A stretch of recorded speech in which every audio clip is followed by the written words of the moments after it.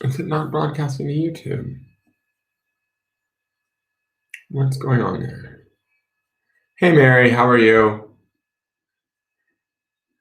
Hey, Jamie, how are you? Hey, Marita. Hey, Brittany.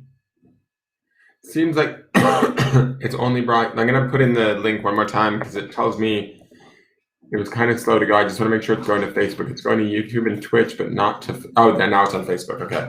I mean, it's on YouTube. It wasn't going to YouTube right away. Don't worry, it's not the Rona. It's not the Rona. I promise. We're good here. Although I looked like death eating a cracker. I am so tired, guys. It's not even funny. I feel like 2020 and 2021 continue to age me like nobody's business. It's not even good. It's not even cute. It's not even cute. It's been like Mary Clunan says she's been struggling lately. Get on the struggle bus, Mary. Put on your mouse ears and net. We're going to the club because let me tell you, it has been struggle bus energy around here too. And it's hard to admit, I have to say this. It's hard to admit when you like try and get on here and you're like trying to help others and you're struggling in your own life and then you're like, oh, you know, you feel, it's not that I feel fraudulent. It's just, I feel like, if I'm trying to help others, why can't I sort it out for myself? Does that make any sense? It's sort of weird. I got in a car accident 2 weeks ago from today, actually. It seems like it was a lot longer ago, but it was only 2 weeks ago today. And I lost my car, lost my vehicle. Just like poof, gone, bye. Bye. Oh, hi, bye. See ya. So it's been kind of a weird adjustment there. It's just been weird. And then tonight, Jen, oh, thank you. My hair looks great. It's gray as all get out. But thank you. I appreciate that, Jamie. Hey, Philly Ryan English. How are you, dear? What was the other thing I was going to say? My memory is shot. Like, it's a good thing I was psychic because I can't remember anything that I say from one minute to the next. It's really bad. I think it's just due to stress, like just the stress in general of life. I'm just over it. Not over it, but like, you know what I mean? Like, I don't know.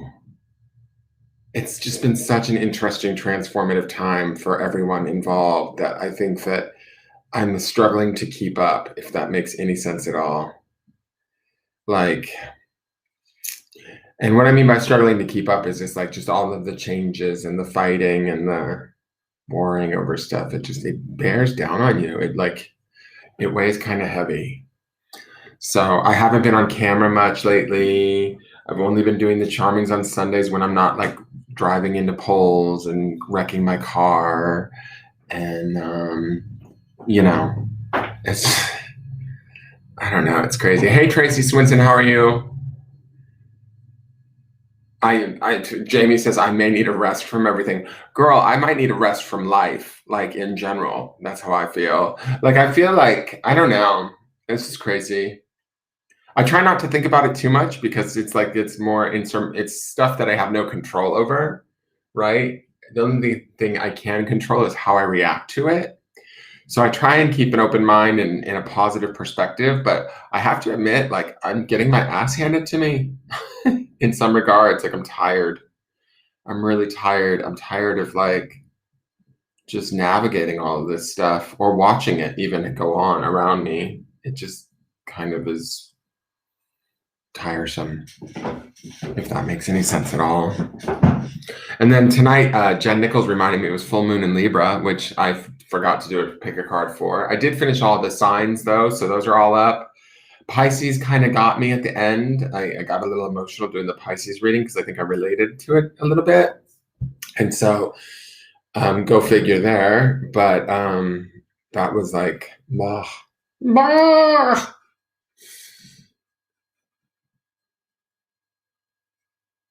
I just want to zip myself out of life. Totally, Mary. You know what I've been doing? I've been crawling up in the bed with my dogs, but unfortunately, and that feels really good. Like, I love it. We get all cuddle bunny, and I get all warm, and Gus gets up next to me, and we just cuddle, and I hold him, and I feel better there. But, like, that doesn't make it go away completely. You still have to get up every other, in between and go out and deal with the world. And it's just like, ugh. I'll be all right. It'll get better. It always does. It's been a rough patch for a lot of people, not just myself. Like, I mean, obviously Mary's going through it, but other people too. Like there's a couple of good friends of mine have been telling me about their life, and like it's just like, fuck, man. Like I thought that Venus transition was supposed to be lovely for everybody, and it seems like everybody's been really transitioning, hopefully to something better. So it's like kind of crazy. It's hard when shit piles up, but that's when you breathe deepest and release the most and let it pass. This is true. This is true. Yeah, I think it was awesome, Brittany. I just saw that you sent payment for Charming. Cool. Thank you. It's just been an interesting, I don't know. I thought it was going to end with 2020. I really thought like it would get like easier, and it seems like I don't know. It's weird. I still feel like we're in this strange vortex of something, and I'm not sure what. I'm like, let me out. I want out. All right, so we're gonna do a growth hurts. I know, but I don't feel like I'm growing, Mary. Like, I don't know if I feel like I'm growing or not. I haven't really looked at it in those terms, I guess. I feel like I'm just learning to deal with it as it comes. Look, I look like I'm doing that EFT or that tapping thing that they do. Actually feels good though. I don't know. I've just been sort of rolling with it, and just like even when I wrecked the car, I was like, okay, what was that for? It's just bizarre. Like I don't know. It came out of nowhere. I was having a great day. I thought everything was working out perfectly. It was actually one of my better days until that happened, and that just threw the whole day to like the south, or not to give the South a bad name, but you know what I mean? Everything went south from that point on. And then I've just been having a little bit of a hard time recovering from that, like the just disillusionment of that. What can we do for me? I don't know, Jamie. I'm not sure that I need anything. I just need, I don't know. I want a break. Like, not from you guys, but like just a break in the onslaught of all of this stuff. I'd like to teach the world to sing in perfect harmony, basically. I want that Coke commercial to come true. Does anybody remember that from when you were a little kid? I'd like to teach the world to sing in perfect harmony, perfect harmony. That's what I want. A little bit of that would be nice. If somebody could give me that for the whole planet, I'd be a happy clam, let me just say. Better days are just shit days. Mary Lyman just said better days are just shit days in disguise. I gotta put that up on the board because that's a winner right there. Yeah, Tracy Swinson says everything feels like it's out of control worldwide. It's kind of true, doesn't it? I feel like we're being like shoved through a really tiny hole or something, like as apocalypse. So hey, Grant Young, how are you? Where are you again? You're still in somewhere. I don't know where. What the world needs now is love, sweet love. Exactly, Mary. These are the songs. Let's put that up there better instead of that shit days thing. That's true. What the world needs now is love, sweet love. It's true. Hey, Andrew, how are you, dear? All right. So Brittany paid for Charming, which I highly, highly appreciate and exonerate is not the word. I'm a little rummy, guys. Like just like spacey in the brain too. I just took a really hot salt bath too to kind of wash off the day's muck and readings before getting on here. So I'm waiting on divorce papers. So happy. I bet you are, Grant. Meh. Andrew says meh. I'm meh too, Andrew. Join the club. Let's have fun and do a past life for Brittany Cardinale. Okay. I'm going to switch cars. Oh, here's the other thing I'm going to do tonight, guys. And I'm going to be upfront and honest. I wrecked my car. I have no way of making money. So I'm going to be online, hopefully more often. selling readings because I don't have a way to work right now. So if you guys are interested in buying personal readings, please contact me at the business page. Please consider buying readings when I'm online live. Please do whatever you can in that way to help. That would be a help. I hate to pander to people. That's not why I'm here, but this is one way of doing business and for me to make money at this time. So I appreciate anybody and everybody that purchases readings. You can purchase a charming tonight. If you'd like a card reading, you can purchase one of those tonight, $25. I'm thinking about ideas of doing different theme nights like Wellness Wednesday, where all readings on Wednesdays are about health and wellness, or that sort of what would make us feel better, that sort of a thing. I don't know. I'm just trying to think of different ideas. But I need to market myself. I need to get myself out there. I need you guys to share me out there. Because I don't know what else to do. So that's it. That's how you can have fun, or that's how you can help me. So let's have fun and do a past life for Brittany Cardinale. I'm gonna, the thing I did with the coins and cards was fun. I know, I want to do that again too. Oh, pin the payment. Good idea, Judy. God, you're smart. I need Judy on my Go team. All right, so that is the link to the payment page. And I know I need to do TikTok. I just don't have the attention span for it, Grant. I get kind of sidetracked. It's all gonna be done in 2 minutes or less. And I'm just, until you get a certain amount of followers, then you can go live on TikTok, but I don't have those amount of followers on TikTok yet. All right, let's switch the camera. Thank you, Mary Lyman. I got that payment, and we can do cards for you next or charming. So let's do Brittany's past life charming.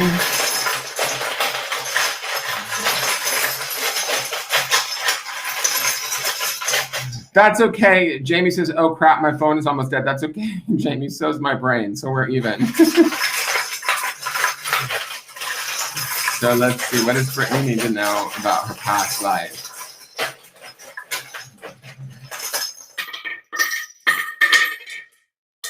Okay, let's see what Brittany needs to know. Past life for Brittany. We've got E. When I will say this, guys, when I'm this sort of tired, I'm kind of goofy.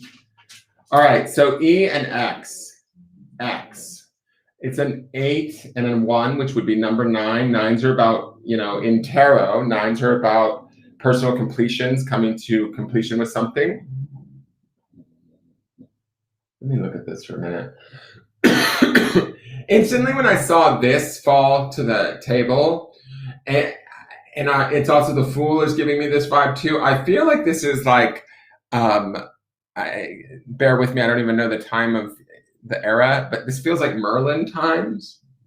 This is Saint Anthony of Padua, the remover of obstacles, but he feels more like a Gandalf-y type, like you shall not pass. Do you see what I'm saying? Like he's holding that rod, in the movie Lord of the Rings, where he goes, you shall not pass, and he slams down his thing. And then we have the Fool card here, which is like the jester, right? Or the court jester in the kings and the courts of medieval times, I guess. Maybe it would be medieval. I don't know. Maybe earlier than that, because the unicorn is present.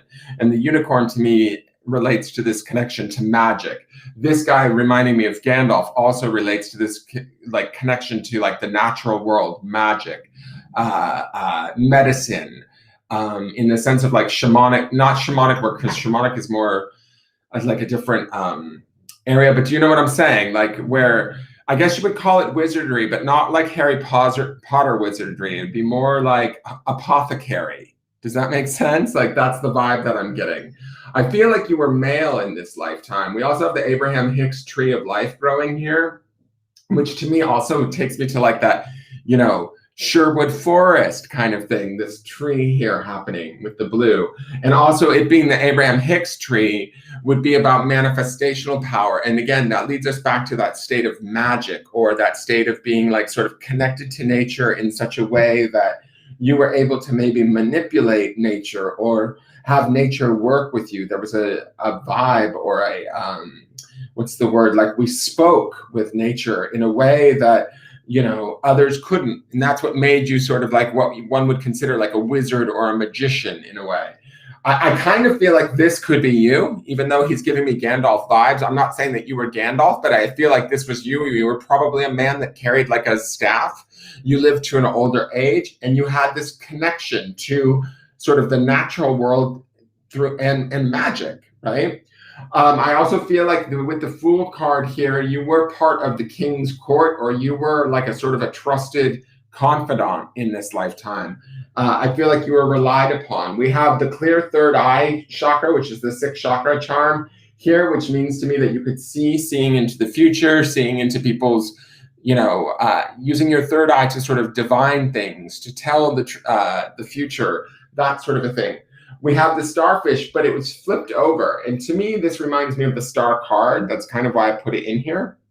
But it's also, when it's flipped over like this right now, it makes me feel this sense of vulnerability. I'm not exactly sure why. But when I flip this over, I already know that this is the charm that is the ancient Egyptian hieroglyphs on the button, right? It's a button with hieroglyphs on it. And it's flipped over. And I feel like there was some sort of hidden knowledge or wisdom that you had that I think that you were maybe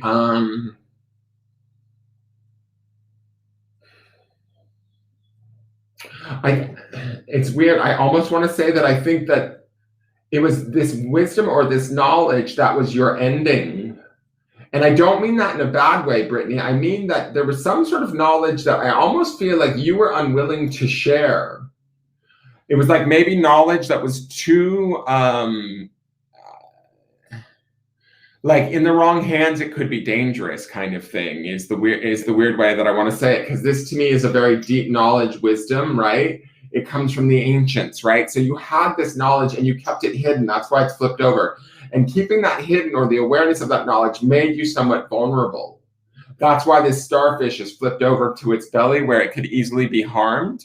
And I kind of get a feeling from these two charms that even though you may have been valued and lived a long lifetime, this was the thing that led you astray. It didn't lead you astray, but it led somebody to do you harm because you would not share this knowledge. Like, I almost feel like you went to death with this knowledge in you. Like it was something sacred that you would not betray. It was like a faith, a truth, a wisdom that you would not share, that I feel like they wanted. Now let me see what this charm is. It's leaning up here. So this is, oh motherfucker, is this the Seven of Swords? Wait, 1, 2, 3, 4, 5, 6. No, this is the Nine of Swords. The Nine of Swords is a long, hard battle, usually fought. It's laid here on the side. To me, it's kind of like when it's laying here like this on the side with the nine pushing back that way or facing back that way. To me, this speaks to having lived a long life, having weathered your sort of bad experiences well. But I feel like there's something about this life where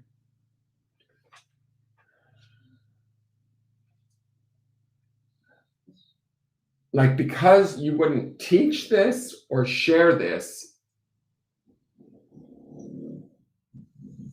I think that they got rid of you, is the feeling that I got. Like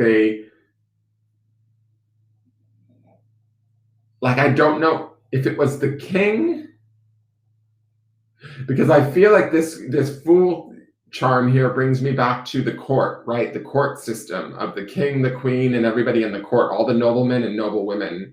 And somebody in this court, I feel like, wanted the knowledge that you had. That's the feeling that I have. And I feel like they may have been the reason why, because you wouldn't share that made you vulnerable to them. And so they may have like poisoned you or something to that effect. The cats are outside fighting. They've been fighting in the yard all day. Sorry, guys. I'm not going back out there. This is the fourth. Oh my God. This is the fourth time I've had to go out in the yard. This orange cat keeps messing with my cats. Where is he? Little prick. I don't see him. Hold on one second, guys. I gotta make sure my cat's okay. Sorry, he won't come in the house because he's trying to protect the backyard. You guys, do you have to fight all day long? Like all day long, really?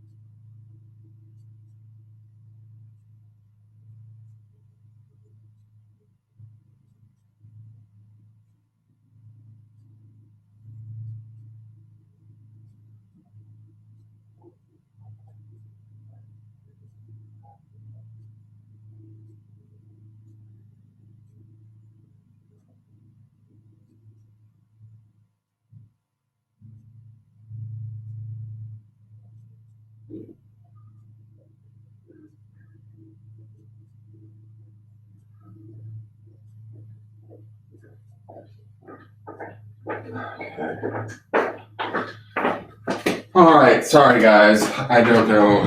The cats all ran off, obviously. All right, so it's interesting too. I will say this. This makes me. I was thinking about like Excalibur, EX, and it also brought me back to that sort of place of sort of the knight and the court and the round table and all of that sort of stuff. So I don't know if you have connections to that sort of space or time. But I will say, like, I feel like the important thing about this, or what it's trying to express to me, is that you took this to the grave with you. And it was the right and honorable thing to do, is sort of the feeling that I get.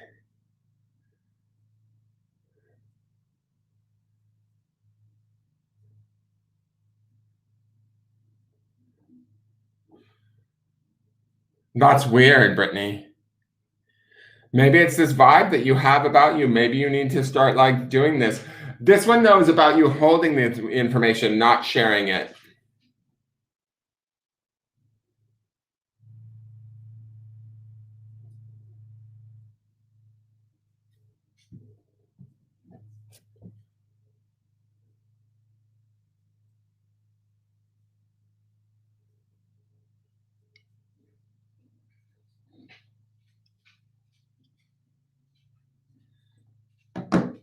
All right, so who's next? Sorry, I got interrupted by that cat fight. That is the 4th cat fight I've had to deal with today, alone, and I don't understand. None of the cats will come in. It's so annoying. And then this orange cat, I don't even know where he lives, but he comes cruising through the backyard like he owns the place. It's like, you know that these cats live here. Why don't you just stay out of our backyard? All right, I'm going to clear this off. Mary, did you want cards? It's beautiful here too, Lisa. It's like sunny and bright and gorgeous. Spray an orange cat with the hose. And I'm not that mean, but I wish he would go away. Like, he doesn't live here. That's the thing. And my cats do. And so I don't understand why he comes cruising through. And I see him sometimes just sauntering through the backyard like he lives here. He's some Tom too. Like, I don't think he belongs to anybody. He doesn't have a collar. He just kind of like cruises through and he starts fights and leaves. And then when he sees me, he runs off. He's afraid of me. Because he knows I'll kill him. I'll kill him. He wants to be loved. He wants his balls scratched. His big cat balls. Scratch my balls, Daddy. Scratch my balls. Mary Lyman is who I'm calling for. Mary Clunin. I'm calling for Mary Lyman. Mary Lyman. Mary Lyman. Oh my God. I am in a mood today, guys. I'm so like just loopy. Cats are jerks, but I love them. My cats are pretty cool. Except now the outdoor cat, the one that doesn't like to come in, He's realized that I'll feed him outdoors because I feel guilty, and he's looking scraggly as all get out. Like he looks bad. Like I don't know. I thought maybe he had like cancer or something. He looks like just like a different cat in only a week's time. So I've been feeling bad, and I've been putting food out for him because usually he'll come in at least every few days to eat, and he's not even doing that anymore. And he looks different in the face, like all gaunt. And I was like, oh my God, you need food. Because the neighbor lady puts food out for all of these strays. That's why they come around, the orange cats and stuff. And so my cat has been eating over at her house, I think, and that's why he doesn't feel the need to like come in the house anymore. So I've been feeding him. So now every morning he's out there in the morning meowing at me really loudly, and he's looking better, like more folded out in his face, but he still won't come in the house, little prick. So now he's like, drive-through service, can I get fries with that? Yeah, I'll take a double animal style and hold the water. All right, Mary Lyman says cards. Okay, do you have a, let's see. Let me see what I'll do with you for cards.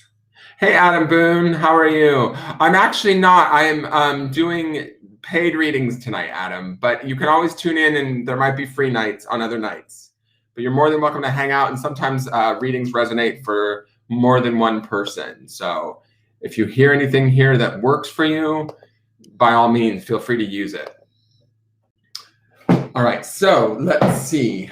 Oh, by the way, I want to say thank you to Vicky, to Mary, to, oh my God, who sent that other deck?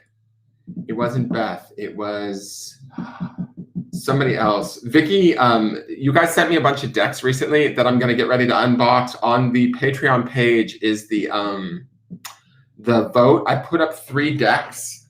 Let me show you which 3 decks. I put up this deck from Mary.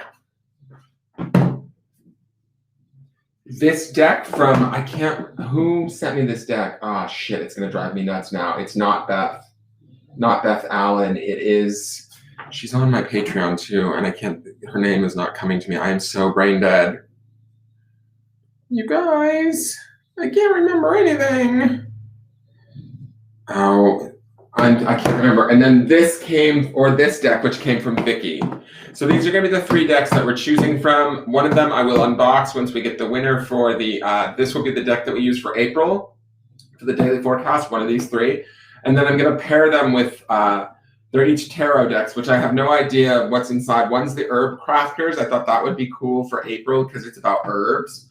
One is the Archangel Power Tarot cards. So I thought that might be cool because it had like animals and stuff. And then the Light Seers Tarot. So that's our choices. And I have them all unplastic, ready to go for their unboxing videos. So that's ready to be voted on Patreon. Please, if you're going to vote on Patreon, vote only for one. Mary, for you, let's see. Do you want either this deck here with this deck for clarifiers? Let's do this deck here and this deck for clarifiers, or let me see here.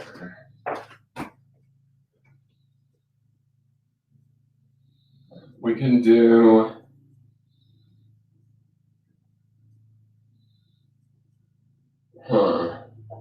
I'm trying to find a third option here. What do I want to use for clarifiers with this?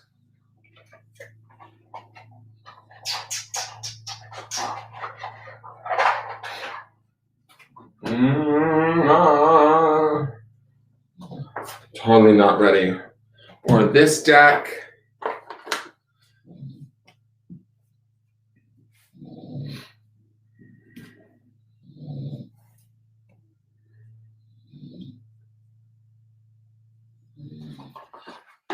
Let me find a clarifier deck that I want to use. Give me one moment.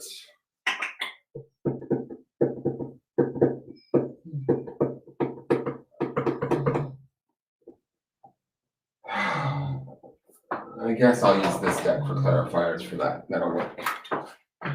That will work. That will work. That will work.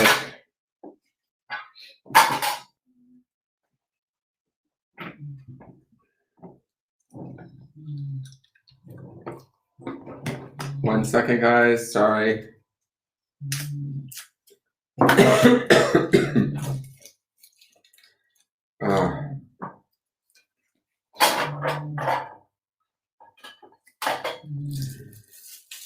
Okay, so you get your options of 1, 2, or 3, Mary. You pick the pile or decks that you want me to work with. 1, 2, or 3, whichever one calls to you. Who is calling for Mary? Mary Lyman, Mary Lyman. Please pick up the phone.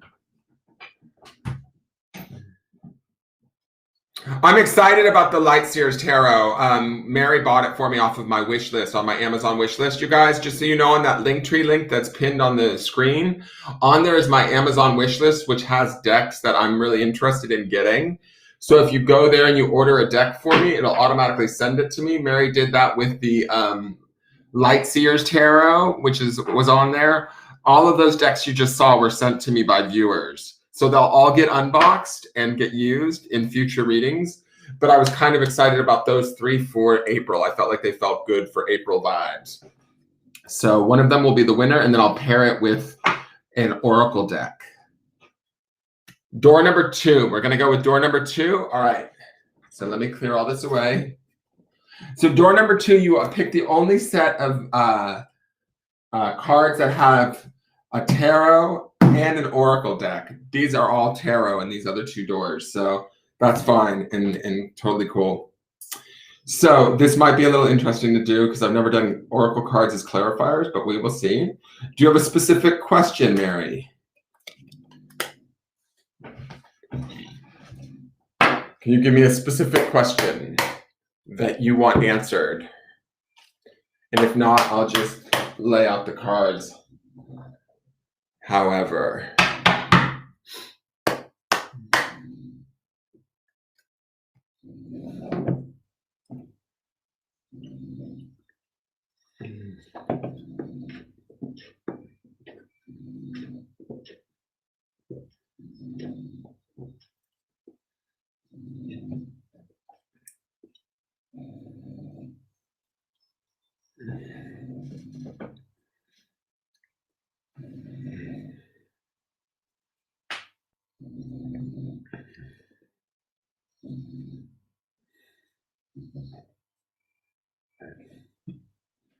Mary Lyman, are you lay them out?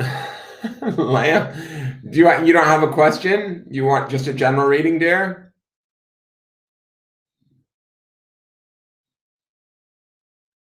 Is that what lay them out means? I'm gonna need you to be more specific. Hey, Jessica, how are you, dear? I'm gonna need you to be more specific, Mary. I don't know what lay them out means.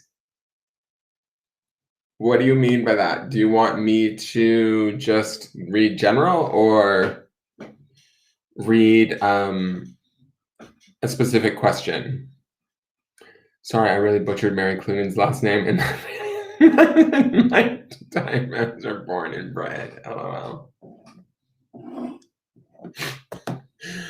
Oh my God, I gotta show this really quick just because I think it's funny. Sorry, I really butchered Mary Cloonan's last name in that previous message. My typos are born and bred, LOL, but she meant born inbred, I think. And it's auto-corrected to and bred. Payment goes here, Jessica. Control, wait, there we go. Payment will go there. Let me tag that. So in that link there is my PayPal. So general, all right, perfect. So we're doing a general for Mary Cloonan.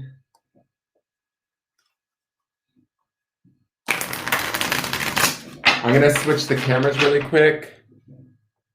Give me one moment. And then Judy, you're up next.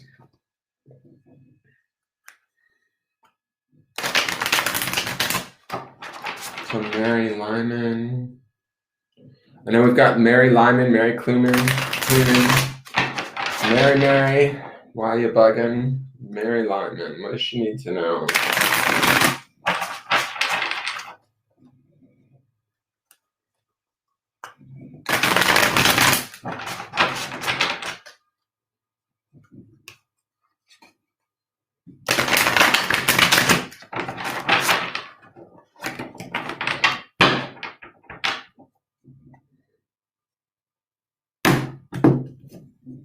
All right, Mary, you ready? We've got the Eight of Pentacles as your center, the Lovers as your foundation, and the Page of Swords as your higher self right now. Can you guys see these? Hold on, wait, let me see. I can't see the camera. Hopefully you can see these pretty well. All right, so what I'm going to say, because like this is sort of to me how I look at this mind, body, spirit connection, right? And this is you and your center. The Eight of Pentacles is about doing the work that's right in front of you, sort of trying to create transformation. I love this version of the Eight of Pentacles because it has this woman painting this butterfly, which butterflies are always a symbol of transformation for me. And we call this, Beth, Beth calls her Darlene, because it looks like Darlene from the Roseanne show. There's a couple different cards where the girl looks like Darlene. Anyways, what I love about this is she's intricately working on her butterfly here, right? That she's getting ready to set into flight. So where your center is at is like keeping your nose to the grindstone, doing what's right in front of you, sort of trying to keep focus, maintain that focus, and putting your own sort of special touch, your own sort of special, what's the word I'm looking for? Like, ability to it to make it happen, right? Your own craft in a way, right? And so I like this here. Pentacles energy as your center to me feels grounded. It feels centered. It feels honest. It feels discerning and strong. It feels like if you don't feel balanced, you're working towards attaining that balance with this 8 here in the center. With the foundation being the Lovers, I don't mind this being down here because A, it's major arcana, which means it's a very strong foundation. It's also the Lovers is associated with the sign of Gemini, which it is air energy, right? And it can be a little bit flighty and indecisive. But the Lovers, everybody always sees the Lovers as like this Romeo and Juliet card, and it can represent that. But a lot of times the Lovers is about making a choice. And when I look at this position of this card, to me, this card always indicates a piece of our past. Something where we've come from, right? That sort of drives our now or holds our now into place. And so when I look at this Lovers here, what I think is going on is the work that we're doing here in this 8 of Pentacles stems from a place of a long lost love, right? So everything that we do in our life, and I know already I can see where this is going, Mary, and you probably already know where I'm taking this, but this reminds me of kind of what you're doing in Reno, also with your daughter, right? Because to me, it's like, the Lovers is that sort of soulmate love, right? We incarnate as beings. Hold on, I'm going to switch cameras really quick. I don't want to sound too corny, but I'm going to just look at you as I say this because I feel like I should. Is that the correct camera? Yes. We incarnate as beings and we soulmate with like our family members, our close dear friends that we meet throughout our life. I believe that we have multiple like different soulmates, right? And I think that now I'll go back to the cards, but I believe that we can have like the term soulmate doesn't always have to be a romantic connection is what I'm saying. And that's what I'm trying to express. So back to the camera so we can see this. The Lovers being the foundation down here is that like everything that you're working on right now currently is stemming from this place of sort of this deep rooted major arcana love, right? Where even if it's love of yourself, right? That the work that we're doing here, the balance that we're seeking, the work that we're striving for really is about, oh, this is going to make me cry a little bit, is about trying to make right on those relationships that matter most to us, even if that relationship is the relationship to the self. But it's also about making that conscious choice, being very serious about it, grounding in that choice and allowing that to be your guide, because maybe choices haven't always been, your choices of the past maybe haven't always maybe worked out, let's say. And so now we're trying something different. Now up in the higher self or in the spirit space, we have the Page of Swords. I love him because he stands on, I've never even seen him, but I love him because he's like learning. You see how he has the diploma and he's standing on all of these books. And Swords is also that that air energy that we see reflected in the Gemini Lovers card down below, right? And I believe you're a Capricorn, which the 8 of Pentacles would indicate that earth energy, Capricorn energy about you, right? So this is your natural energy in your center, which is good. But the Page of Swords being in the higher self card is about learning that higher mind thinking, elevating. See how he's standing on the books, rising up, and he's got this this dandelion wish that's growing up along him, and then it's breaking up and blowing off into the breeze. Like, to me, and there's this light around this. This is that higher knowledge that you're gaining through doing the work that you're doing right now in your life, paying the attention that you're paying things, and doing it from this deep-seated love that comes from deep within you. Does that make sense? And so as you're doing this all together, the way that these cards are working together is that you're learning something on a very like sort of spiritual or soul level scale about how to go about this in this lifetime, if that makes sense. I hope that makes sense. All right, so now the next two cards are the outside influences. We have the 10 of Wands. This can be about a burden being let go of. This burden here in this card is rather interesting. It's a bunch of flowers. I've never seen it depicted like this, but it is almost coming to the ending, or something coming to fruition. With this card and with it being flowers, it almost looks like she's gathering more than she can carry. Maybe there might be some things going on around you where our hopes are really, really high. Our expectations are really, really high. Those ideally should either pay off or show themselves to us as to whether or not they're true coming soon, right? They can sometimes be a blessing or maybe even a burden. It really is dependent on how we experience them. And then let's see, the other side is the Knight of Cups. I love this Knight of Cups, Jesus. Oh my God, what a beautiful Knight of Cups. The Knight of Cups is always usually depicted as a man on a horse, right? And this is a woman holding a heart that's a harp. And she's sitting in a lotus blossom. Like, how fucking gorgeous is that? All right, so the Knight of Cups is usually an offering of love, right? And as somebody coming at you with love, somebody appreciating the work that you're doing. I think that the 10 of Wands is the releasing of a burden. Wands is the element of fire and spirit, right? Or desire. Whatever it is that we seek and that we desire, especially what's deep down in this lovers stuff from the past, I think is coming back to you. Like, this Knight of Cups would indicate that. And Knight of Cups is always like an offering of love. I love this lotus blossom blooming. She's playing this heart. Like, there feels like there's an open communication. I think that there's something going on here where this could be a reunification of some sort, possibly with your daughter, where you guys will be able to let go of the burdens, set things aside, and then understand why you've gone through what you've gone through and the purpose of all of that. Now, let's look at the outcome card, and this is what lays across everything. The outcome is the 9 of Swords. Not the best outcome, I will say this. This is a bit about worry and anxiety, distress, nerves. Here, let's move this so it's not, I'll put it down here where you can see it better. Anxiety and nerves. There could be some fear involved. It could be the weight of this 10 of Wands, right? This sort of feeling of taking on too much. Maybe I did too much. Maybe I've said too much. Maybe I haven't done enough. I think that if we get caught up in that, we want to be careful of this 10 of Wands, because it could lead us to this 9 of Swords, which would not be the idea of the Page of Swords, where we're like exploring and having fun with our higher learning and our thought process versus being imprisoned by it or worried by it, right?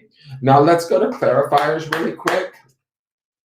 I've never clarified with an oracle deck, so we'll see how this goes. But I'm just going to ask for clarifications on the 8 of Pentacles.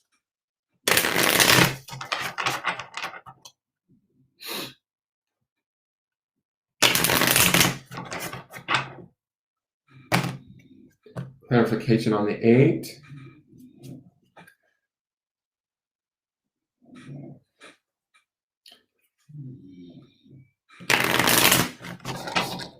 Clarification on the Lovers, please.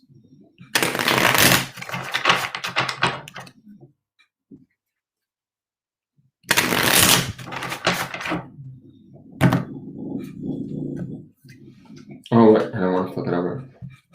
I just want to look at it fresh. Clarification on the Page of Swords. Sorry, guys, if this is taking long. I know, aren't they beautiful, Jessica? I love this deck. It's like one of my new favorite decks. It's called The Tarot and the Oracle of Mystical Moments, both by Katrine Wells Stein. Then let's clarify the Ten of Wands.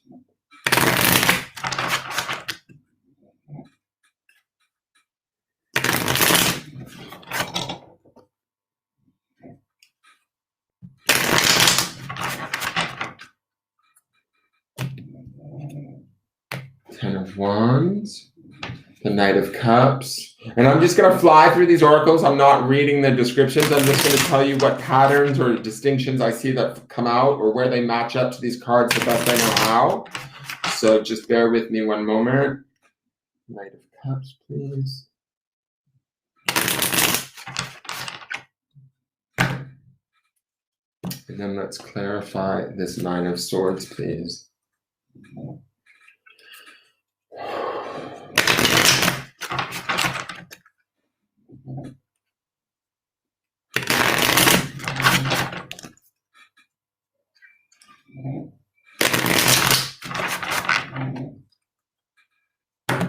Okay, guys. All right, so let's see what we've got here, Mary. So clarifying this Eight of Pentacles as your center, we have the keys on trees. Okay, so I'm just going to define how I see this and what it tells me in the story and the picture. I'm not going to read you the book on everything, but this keys on trees. If you look, there's this elephant high atop a tower, and he has this key hanging from his trunk, and he's reaching out to all of these different keys, trying to find the right one to get himself unlocked so he can get himself down from the tower. Okay, this would require skill and grace and also a patience that we see that's in this Eight of Pentacles. Ultimately, with enough tries, you will be free from this tower wherever you feel stuck in your world. And I think that's the basis of keeping your eyes on sort of the small tasks of the Eight of Pentacles, the intricacies of the work that you're doing, because that will get you free from whatever you're maybe feeling or sort of not wanting to not that you don't want to deal with it, because you're present and you're showing up here in this card, but it feels like it's a lot of work, right? It's a lot of keys to try. It's let's try this, let's try that, let's try this. Maybe this will work, maybe this will work, but you are seeking this freedom and you will ideally get there. An elephant sort of has patience, has grace, all of those sort of things. Now, for this lovers, we have the white rose of hope. How beautiful is that? So I don't even need to really say anything about that. To me, the white rose would indicate like purity, peace, love. This rose of hope, it's like an offering. To me, this is about bringing that light into the relationships that maybe they've like not fallen to the wayside, but maybe they were forsaken at one point in time. And at this point in time, you're now ready to bring this light to these relationships, to these loves, to these things that matter to you, right? And that's bringing that hope. It's also that hope, I feel like, that's in this white rose that also keeps this elephant trying the keys to try and get her way out of this tower. Now, we have the Page of Swords, and the Page of Swords is Miss Sunshine. I love this card because if you look at how the Page of Swords is all about higher learning, Miss Sunshine has this glow around her head of this awareness of this halo. She's also being held by what I depict as balloons, right? She's holding that, and then she has this castle below her that kind of keeps her grounded in the reality. And it sort of feels like sometimes she's sort of pulled down, but she wants to rise up into the brightness. This card to me feels like this, similar to this. It says to continue to rise into the light, rise into your intelligence, rise into what you know to be true, and allow it to like be bright, like allow it to be your leader, allow it to sort of be, I know that you're not Miss Sunshine, Mary, but allow it to make you happier or lighter or feel freer in some way, shape, or form. Now, the Ten of Wands, we have the elixir of life. Interesting. The way that I see this being a little bit burdensome, and the elixir of life sometimes can kind of feel, elixir makes me think of like booze in a weird way, right? She feels like she's smelling the flowers and she's enjoying the flowers. But then when I look at this woman with all of the flowers on her back, I start to wonder, is there some part of us that maybe is addicted or used to, hey, Joy, how are you? Addicted or used to sort of the drama that would be representational in these flowers. I'm not saying that you're perpetuating it, right? But if there is a certain sort of like expectation that's in place around how we interact in our relationships, right? That has become a burden to us, but we also understand the familiar scent of it. Does that make sense? That it becomes kind of like an elixir, or we kind of can become drunk off of it, off of the drama of it. And we can get caught up in that. And we don't want that to happen. So keeping mindful of that. On the Knight of Cups, we have a long way home. That's beautiful. And look at how the Knight of Cups, like they kind of like match color-wise to me. To me, I feel like this is about you coming back together with your daughter and really like making it real. A long way home is sort of like this lover's card down in the bottom. It's like the long trek that we've made to come back to being back in this relationship. And then the Nine of Swords, this is the outcome, this outcome, remember, is never set in stone. We can always use it as a warning with free will to make choices and changes. This Nine of Swords, this worry, this anxiety, we can change this, but we have under my umbrella. And if we look, this guy is sitting under his umbrella on this giant pink bird, right? And he's got the rain pouring down on either side of him, but they're safe right here. So even if things look bad, or it looks like a storm's a coming, so to speak, the two of you, like you and your daughter, would be this person and the bird, so to speak, or you can hide this anxiety. This Nine of Swords may not just be your anxiety. It could be also her anxiety, right? Or her worries about your guys' relationship. It doesn't have to all fall to you.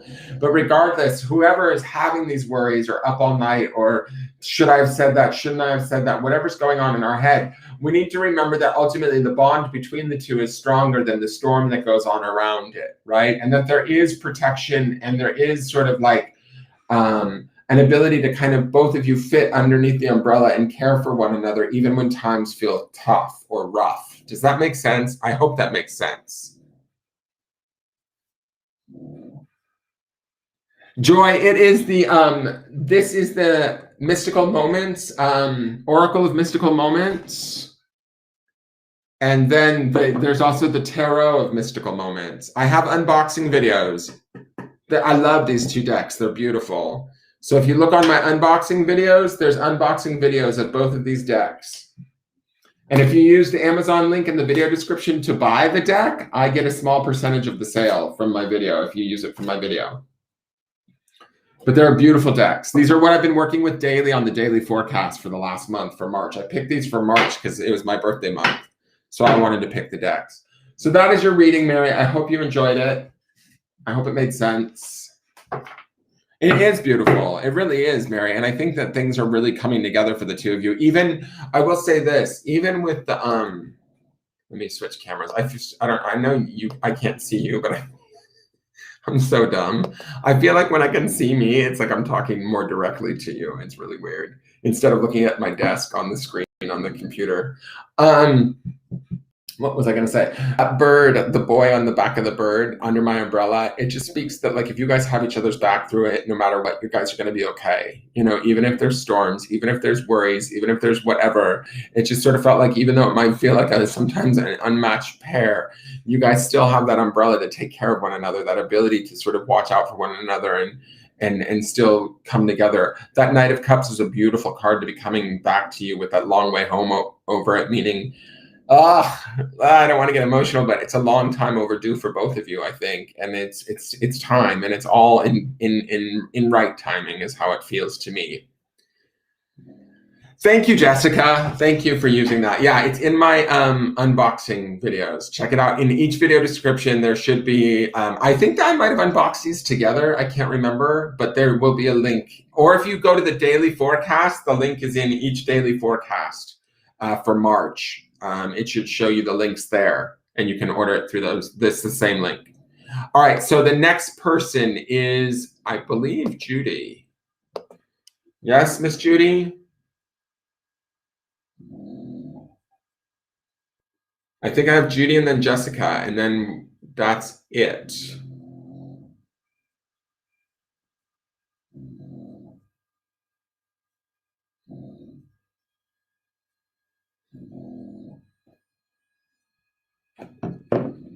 All right, Judy, did you want cards or did you want charming? Because I can get the charming box back if you want charming or if you want cards.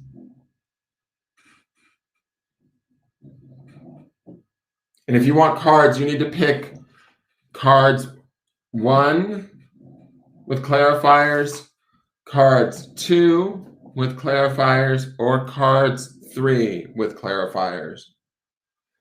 If you want cards. Did you want cards or charming, Judy?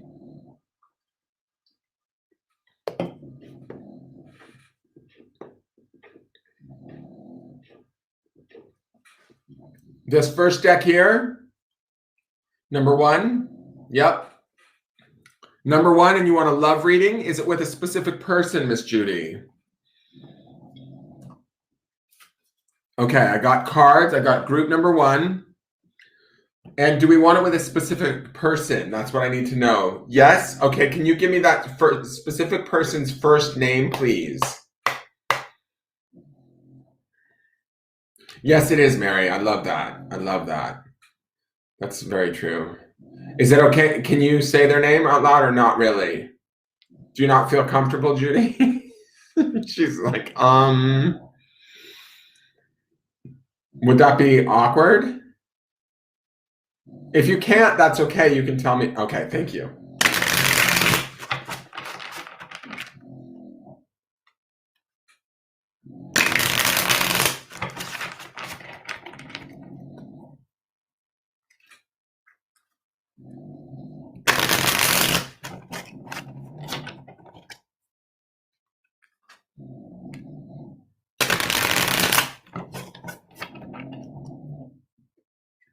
There is some sort of resistance on the cards. Like, I'm just going to say this out of the gate. I won't use their name just because you were sort of a little bit reluctant to say their name. So I'll just call them they who shall not be named, right?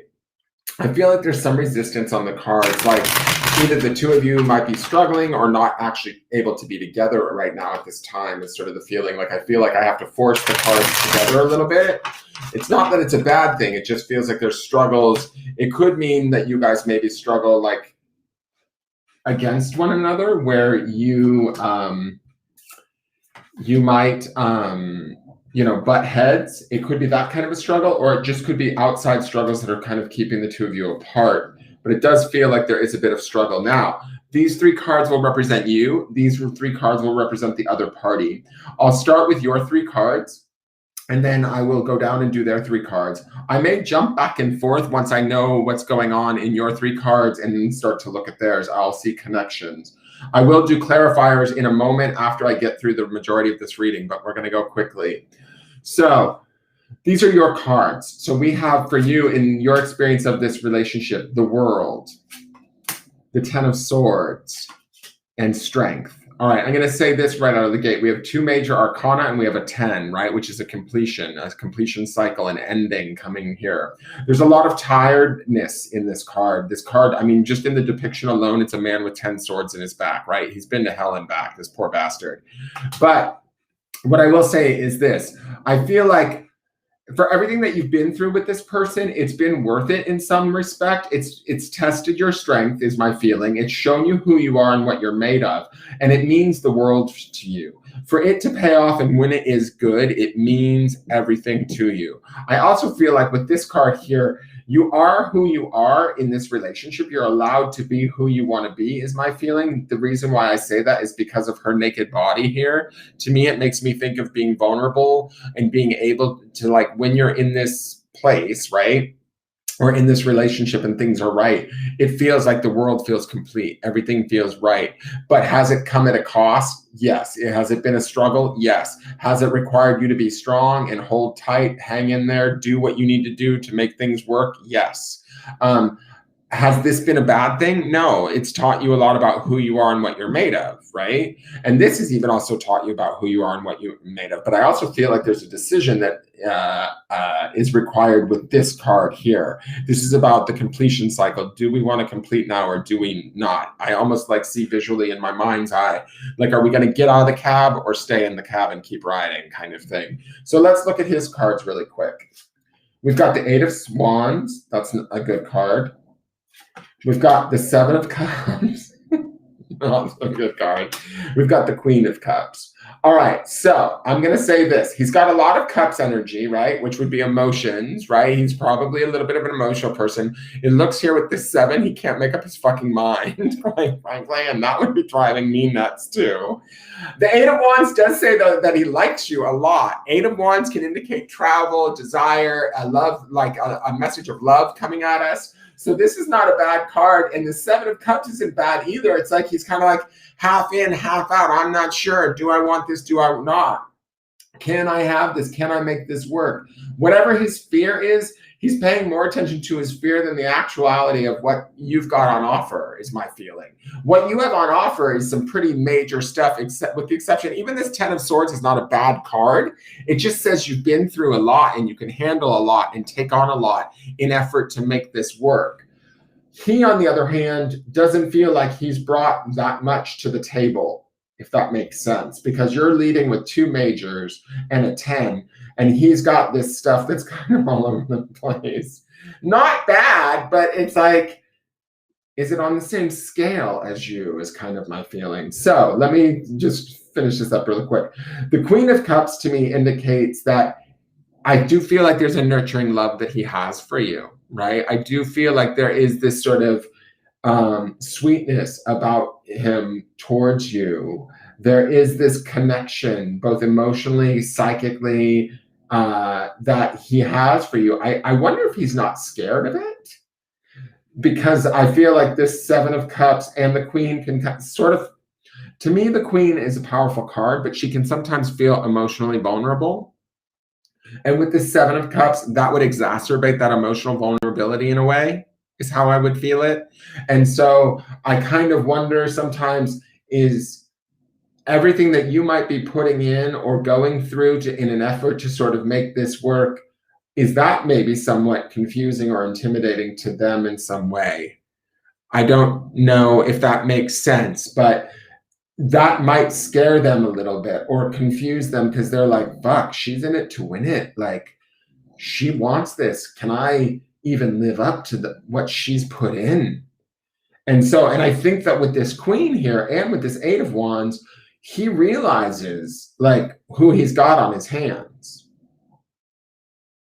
He doesn't maybe feel as self-assured, though, of who he is or what he's able to give. That's this feeling of this 7. So then, and I will say this, the Queen of Cups has a real beautiful aspect to her that would be very giving and nurturing and loving and wonderful in a relationship. But if you don't trust yourself, or that, she could also crumble under the pressure in a weird way, you know, like under the emotional pressure. So now let's look to the communication. And what I mean by communication is, this is how the energy flows between the 2 of you, right?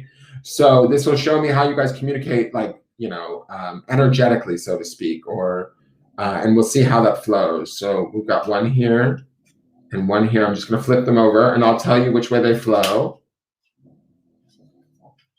Okay. So I'm not mad at these cards. Let's just say that. I feel like this is him coming towards you. I feel like this is the energy flowing up. This is the energy flowing maybe down, or at least energy on your side of things being more open to new beginnings.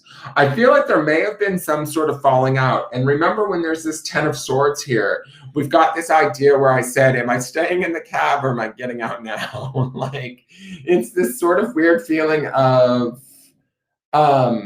do we give it a new beginning? And this Ace of Pentacles could indicate a new beginning sometimes. And I hate to say this, Judy, I don't want to give you any crazy thoughts, but some people call this the wedding ring card, right? Because it's Pentacles and it's the Ace, which can be like material new beginnings, right? So sometimes people can see this in love readings and see it as a wedding ring. I don't necessarily see it as a wedding ring. I see it as a second chance to maybe forgive him or his indecision and allow for a new start, like allow yourself to be renewed and feel positive again that you could possibly do this. You're certainly strong enough. You certainly can make this work, but it's this question of, do you want to, kind of thing. The 6 of Swords would indicate moving to calmer waters. I don't know if he's got other shit going on in his life. He might. I mean, we can look for clarifiers really quick. But other stuff going on in his life that could be hindering him from being able to be readily available to you at all times, or when you need him to be, could be what is also sort of holding this up or causing pain. And this sort of moving to calmer waters, or the Six of Swords, which feels like him moving up towards you, trying to bring that peace back to you, to sort of hopefully bring you that hope again, so that you bring about this new beginning, this second chance, so to speak. Does that make sense, Judy? I hope it makes sense. I'm going to just clarify some of this stuff really quick because I'm nosy. Because I'm nosy, girl.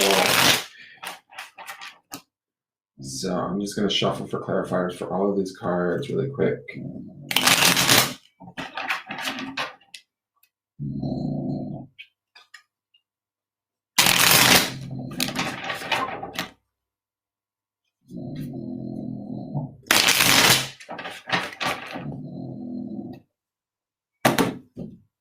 All right, so on the world, we have the Ace of Swords, the Hermit, and the Ace of Wands. Ooh, girl. Okay. On the Ten of Swords, we have the Knight of Swords with the Queen of Cups. Can she do it? We have the Chariot. Am I out of here? That Chariot is that taxi cab I was telling you about. I saw a yellow car, and there's the yellow card with the Chariot.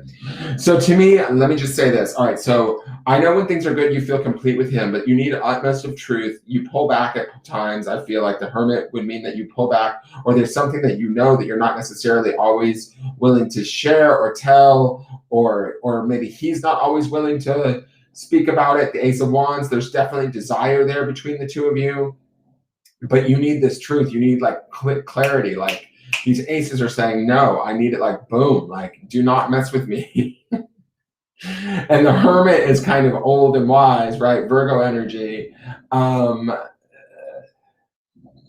This is what you bring to the relationship, I think. And I also feel like this is what you require of a relationship if it's going to be long lasting. This Ten of Swords, all these swords in this back, we have this Knight of Swords. That would be like maybe us jumping in too quickly, or, oh shit, I did it again. I shouldn't have trusted them. We see the Queen of Cups again, and this could indicate both this Queen of Cups down here, right? Your worry about whether or not she's strong enough to handle this relationship. Or also this could be your own emotional worries and your own fears around, like the Queen of Cups doesn't necessarily indicate fears to me, but I just feel like these two are connected. So this is either you worried about knowing this part of him and him not being strong enough to maybe hold through, and you bailing, getting out like while you can on the Chariot. The Chariot's like, out of here, I'm gonna go. I'm not saying you should, I'm just saying that you're contemplating it. So with the Strength card, we have the Four of Wands. Oh shit, girl. We have the Eight of Pentacles. It's going to be hard work. And we have the Nine of Wands, and it ain't going to be an easy journey. So, but we already know it's not an easy journey because we have the Ten of Swords here, right? But with this Four of Wands, to me, like, I mean, look, the Four of Wands is like there's this happy married couple. And I'm sorry, but my Venus is in Pisces, girl. So I'm probably not the person to be doing a love reading for you, only because I always see shit through rose-colored glasses. And I always want to believe in true love and soulmates. And so my heart always goes there. And this is what they call the soulmate card, or the twin flame card, because you have 1111. Now, I'm not trying to say y'all are twin flames. You could be soulmates. You're definitely fated in some way, shape, or form. And there is a possibility of celebration here, but it sits on your strength, right? On the strength of your shoulders, not on his, on yours, and your hard work and the slings and arrows that you suffer waiting for him to figure shit out, right? That's kind of what I see going on there, or what I kind of feel like that story is. So I'm going to go down here to his Eight of Wands and see what's going on down here. We've got the Six of Wands. That would be celebration, exaltation, being acknowledged. That's not a bad card. We've got the Moon, which would indicate more confusion, emotionality, subconscious, nightmares, fears. This could be past fears for him. I get a distinct feeling that this is past relationship stuff for him that he has not come to terms with or made right. And then we've got the Two of Pentacles, which is like this idea of balancing stuff, right? Trying to maintain balance and keep everything under control. Okay, let me just... I almost want to ask if he doesn't have somebody else in the background. There's not a very clear woman in the background, but there is this Queen of Cups over here. And when I feel like this balancing stuff and then the moon, it makes me wonder, is he hiding a secret of some sort that he's trying to maintain or keep balance? But I don't want to lead you down that path just yet until I see the rest of his cards. But there's something about that makes me feel like, is there, even if he's not still involved with her, like is there an ex that he still has to interact with? On a regular, that, like, how do I want to explain this? Like, how we can divorce somebody, or we can, have a relationship with somebody and then we leave them and we may have kids with them, or we've had such a long standing relationship to them, they still feel like they have ownership rights to us. It kind of feels like that to me in a way. So let me see. We've got the Seven of Swords on the Seven of Cups. Not a good match. We've got the High Priestess, more fucking secret. We've got the World, which is your world up here, which, oh my God, Judy. I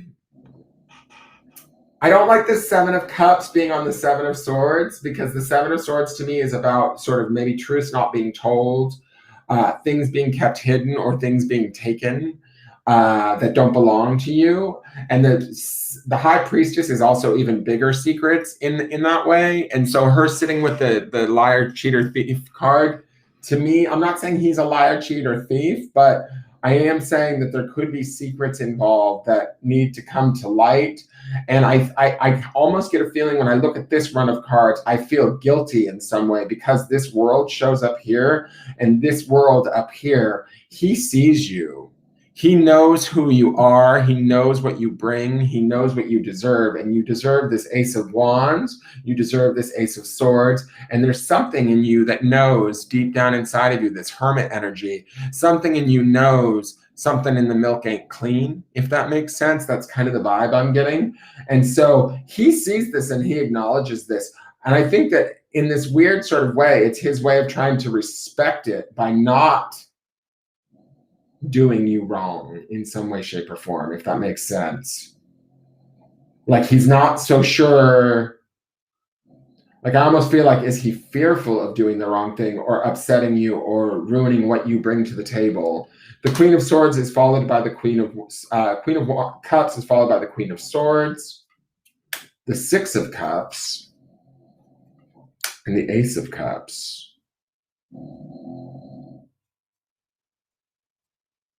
There could be another woman. It could be children and an ex-wife. Only because this Six of Cups could indicate children too. It's nostalgia, it's family. And this Ace of Cups is also sort of new love. It's interesting that, like, a lot of the aces have shown up here in the clarifiers. So there is a connection between the two of you in a big way. We even have the Ace of Pentacles here. So we have all four aces out, whether it's Pentacle, whether it's in the bigger cards or in the clarifiers. So all of the aces are present here.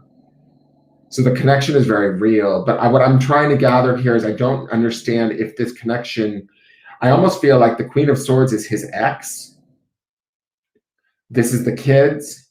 This is the love that he has for you, is the feeling that I get.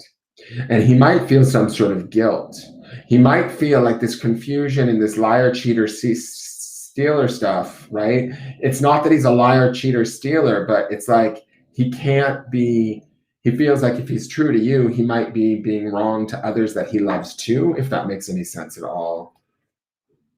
Let's go to the Six of Swords. We have the Two of Wands, the Five of Pentacles, and the Ten of Pentacles. Two of Wands would indicate also that sort of desire of wanting to be with you. The Five of Pentacles would be that sort of worry about getting put out in the cold or being shunned. That could be the shunning of what's happening in the family unit down here. The Ten of Pentacles could indicate, especially on the Six of Swords, that I think he understands that he can have something with you where everything can be okay, but he's got to, like, maybe go through a little bit of a gauntlet to get there. That has nothing to do with you. I mean, it might a little bit, but it's more about, I think, what's going on down here. Let's look at this Ace of Pentacles. We have the Page of Cups. That's about magical thinking. The Nine of Cups and Justice. So some truth is going to have to come out. So with this new beginning, or this idea of possibly like giving him this new beginning, right, Judy? It's like you want to trust him and you believe that you can trust him. This Page of Cups would indicate that you do, like, how do I want to say it? Like, you do love him, like you do care about him. The Page of Cups is one of the most like sort of innocent, magical thinking, open-minded cards of the deck, right? And we want to give them the benefit of the doubt. And when we do that, the Nine of Cups kind of comes into play, that option or that opportunity of like having everything that it is that we want. But something has to be done to correct everything, to make it so, right? And we also see this Justice card kind of here in the Ace of Swords, in the Ace of Wands connection that's happening up here. Like there's something that you need from him, some sort of truth or stance or whatever that he needs to stand in and be true to and be strong in, to prove his strength that you've already proven on your side. Does that make sense? And so if he's not willing to give that yet, then will it be enough? Now, the last card on top of all of this is the potential outcomes card. This card tells me a bit about sort of where things are going to end up, barring that nothing major changes. So this card will, if it's a negative card, we can take it as a warning and you utilize the card to make choices and changes through free will to avoid the outcome. If it is a positive card, we can take heart in the fact that we're naturally heading towards it. So this is the King of Wands. I'm not going to say that this is a bad card per se. This is kind of like a card of I see it, I take it, I want it kind of thing. It's about desire and taking action. It's about standing up and like sort of standing in quite potentially his truth. I feel like this might be more his card than yours. I feel like this might be him getting over his confusion and standing in his power and trying to step towards you to make this happen in a way that is equitable to you. I want to look at the King of Wands clarifiers really quick just to make sure. But I do feel like because he's the one that's so sort of indecisive, it's like I feel like this is him stepping up into his power and making a move for you or towards you with like definitive sort of action. Something that maybe you've been waiting to see for a while.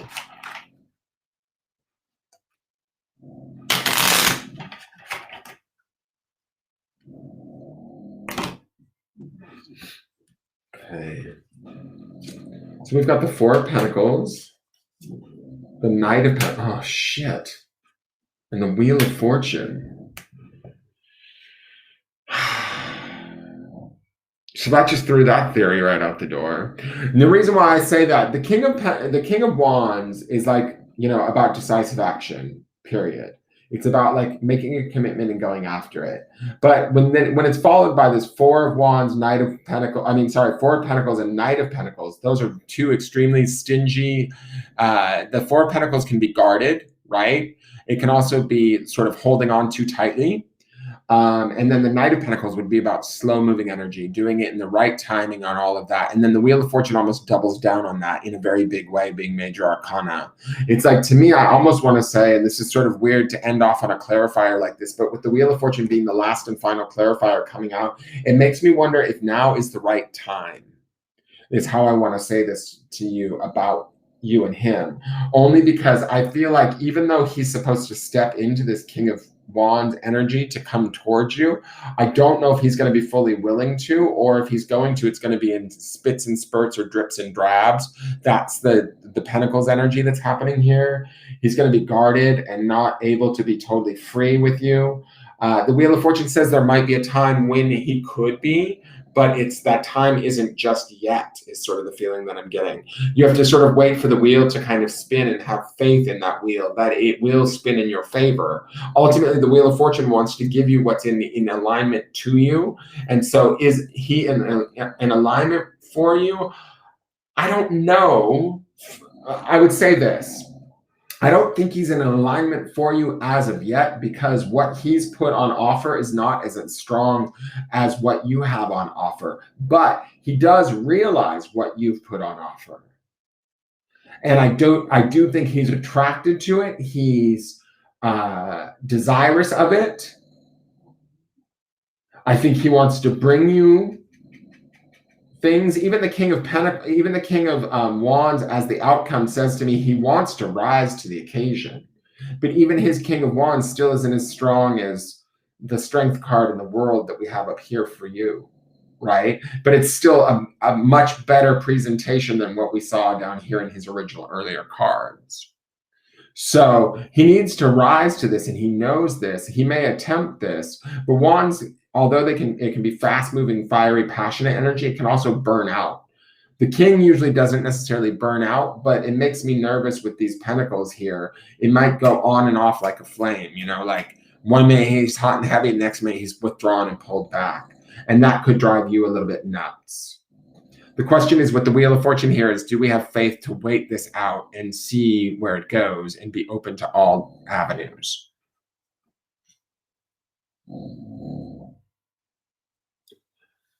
Wait, hold on, what's going on? I'm not having to read in the comments. Agreed. Yes, I think he's a karmic relationship and I have to pass it by. I don't want to say either way, but I have a feeling that with this Wheel of Fortune, I don't know if right now is the right time for this relationship. And I do see that he is karmic. With the Four of Wands, with all of these aces, there's a lot of things. There's also how he has the Queen of Cups down here, you have it up here, the World's here, the World's down here. You guys mirror each other in a lot of different ways too, but it's more hard work on your end and it's requiring a lot more from you than from him. Or yeah, it's like, I don't want to say he's not willing to put it in. I think he's confused. Like he knows the importance of you. He's clear on that. That's what scares him, I think. I think he's not maybe ever had this kind of an experience with somebody as of yet. So he's like, what? And he's like, whoa. And then he puts the skids on it with this Four of Pentacles, Knight of Pentacles energy. Because he's not sure too. And it's like, if we wait for him to be sure, he may never leap. That's kind of my feeling there. I mean, I don't want to not give you hope because the Wheel of Fortune ultimately will try and give you whatever it is you need and whatever it is that's in alignment for you. But for some reason, it feels like if it's coming, it's going to be a little while. The Wheel of Fortune never moves like swiftly.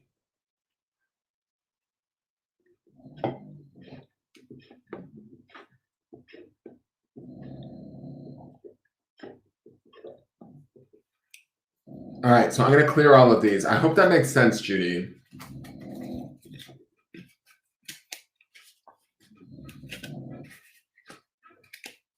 It was quite a reading.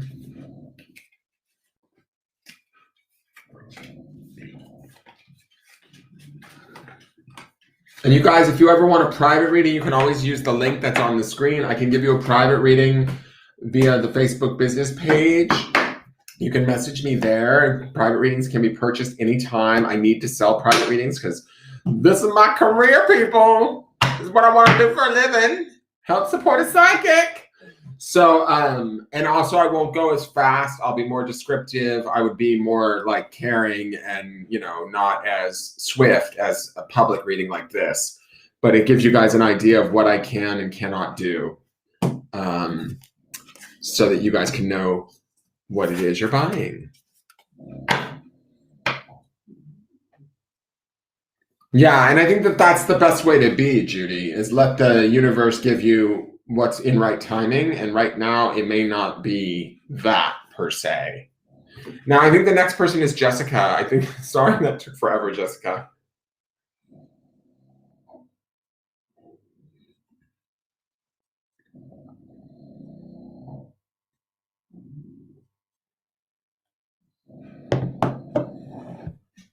You're welcome, dear. So, Jessica, you still here? Thank you so much for buying a reading, Judy. I really appreciate it. I mean, seriously, I really, really appreciate it. I know, I saw that, Ashley. Thank you for signing up on Patreon. Over there, every month, because you're on the highest, just so you know, on the highest tier, so starting in April, since we're at the end of March, since you just signed up, in April, you're entitled to one free charming on charm nights. So come to the charm nights and you can cash in your charming anytime during the month. Like, so during April, you can either get a card reading or a charming because you're on the highest tier. I just noticed that you signed up on Patreon, so thank you. If you want a private reading, you can message me at the business page and you can sign up for those there. You can just send me an email and I can give you a private reading on whatever you want. And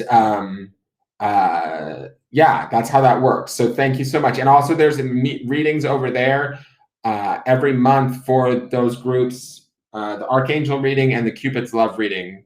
So you'll have access to those and you get to vote on what decks we use in the daily forecast. So thank you for signing up. I really appreciate it.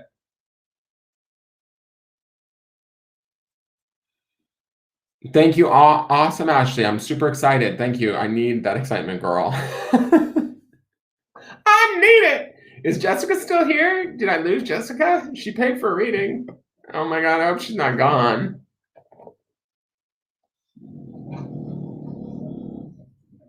Hey, Mary, Mary Clunan, I see your messages on Messenger. I will respond once I'm done being live. Okay, dear?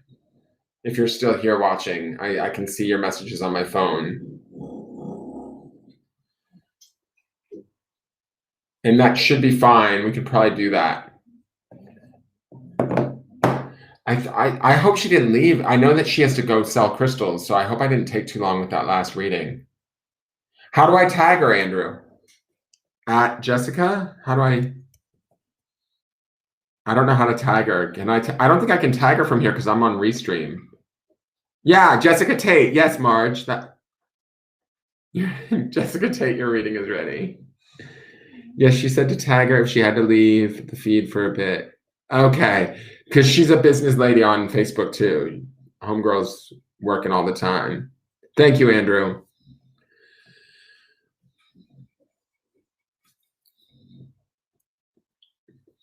So we'll just wait quietly for Jessica.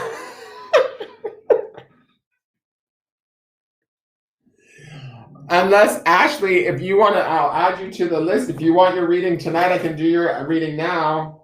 If you want a card reading instead of a charming, I have cards out if you want to get it for April.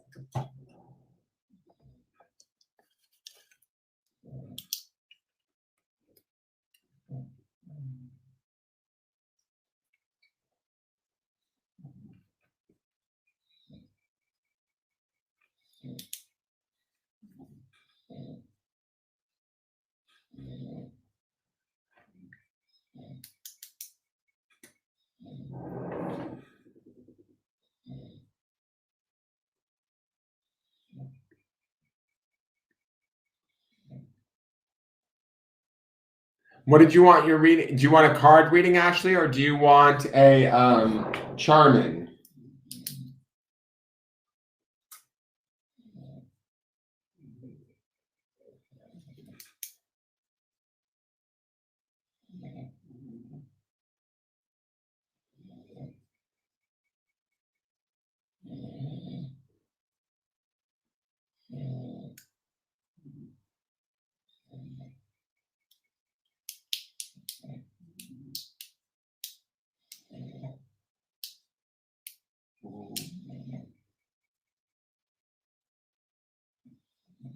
Okay, cards, perfect. So we have 1, 2, or 3. You pick a number of which deck you'd like. I'll let you know that 2 is a tarot deck with Oracle. The other 2 are all pure tarot. This is the same deck, just in a smaller version. And then this is 2 different decks, but they're both tarot. So this is the only one that's tarot Oracle. And if Jessica comes in, I got to give her her reading, and then we're good to go.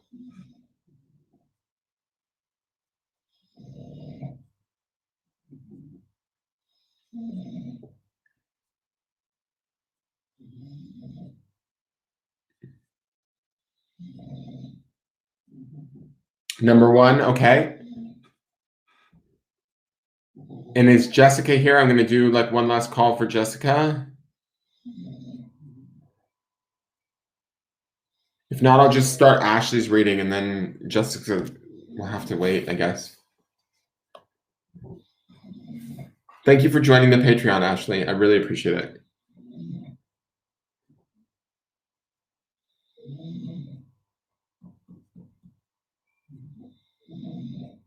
I guess she's not here yet. The numbers haven't changed on my end, so I don't think she's still in the room.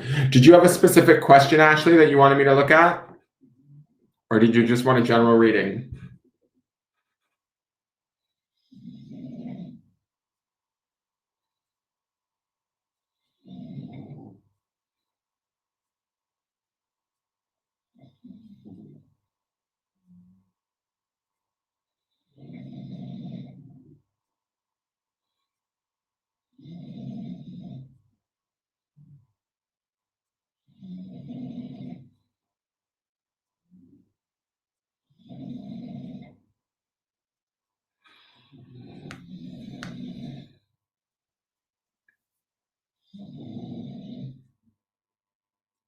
And is it love with a specific person, Ashley?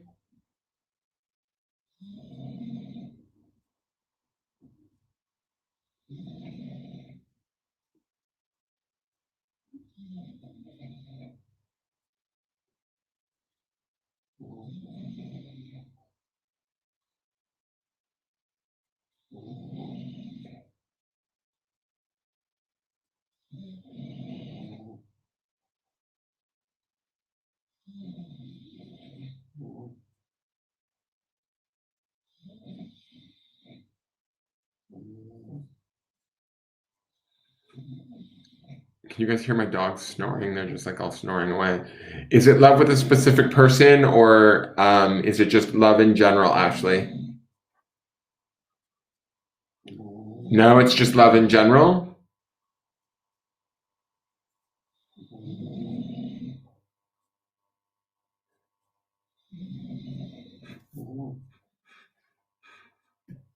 Does that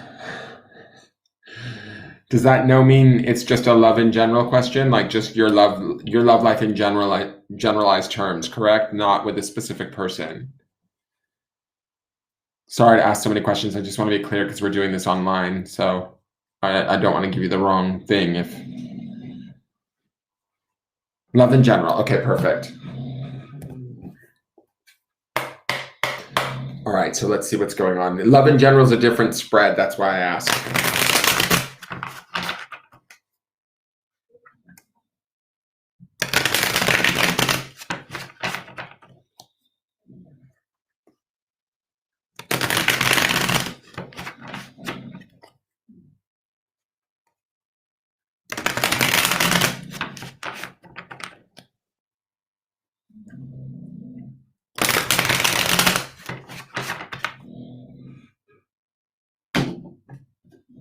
Okay. So as your center, we have the Chariot. As your foundation, we have the Six of Swords. And as your higher self, we have the Hermit. Let me center these a little bit so you can see them better. Okay, so first things that I noticed right out of the gate is that you have two major arcana out of 3 cards, which is a pretty big deal. I feel like this Six of Swords. All right, so let me start at the center. This is where you're centered at, right? This kind of tells me a little bit about sort of where you're operating from in your love department most of the time. The Chariot's not a bad card to have. The Chariot's about hurrying, though. The Chariot's like, I want it and I want it yesterday, please. That's kind of my feeling. I was getting that feeling when I was shuffling the cards. What I wanted to say to you is, boy, you're in a hurry, but love isn't necessarily as clean as you think it's gonna be, right? Like I kind of got this feeling as I was shuffling the cards that like there was this speediness to the way the cards were shuffling, like, oh, this is the last thing that I need to get perfect or the last thing that I need to get right, and then everything will all be okay. And then my thoughts were like sort of this state of like, but love is never that clean, love is never that easy, love is never that tidy, right?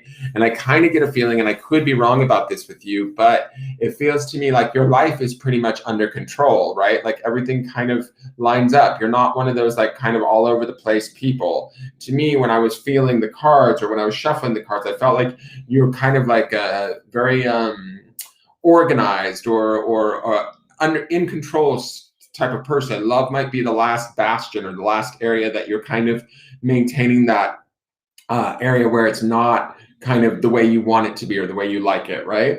So when I look at this, the Chariot in the center to me speaks about it's important to you, right? Chariot's associated with the moon and the sign of Cancer, right? So we're talking about moods, emotions, nurturing, loving, caring, all of that sort of stuff. But we see it, we want to go right after it. We want to go directly to it. We don't want to fuck around. That's kind of the feeling that I get with the Chariot.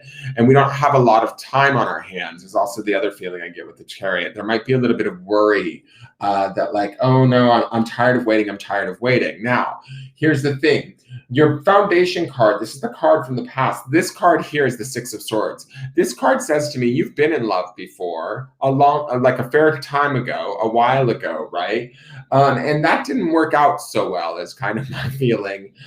This is a good card in the sense that it means I'm moving to, this card is called like the moving to calmer waters card. It's like moving away from a situation that's no longer serving us. But this is also a card that's from the past, right?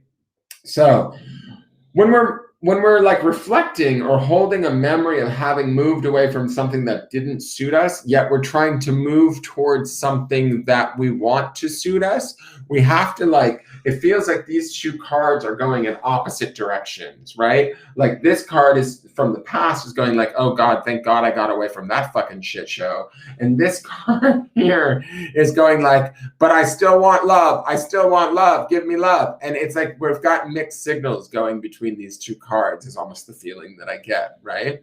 Now, ultimately, the signals from this card and this card are going to be stronger because these are your majors, right?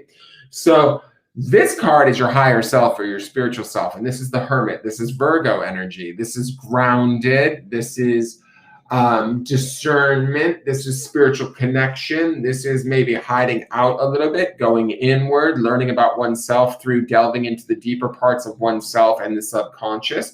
I like that this is up in your spirit space. It says to me, you're not like, what's the word? Like, I don't want to say dumb girl, but that's not the right way to phrase this. Like, you're not, this says to me that you're extremely wise about a lot of stuff.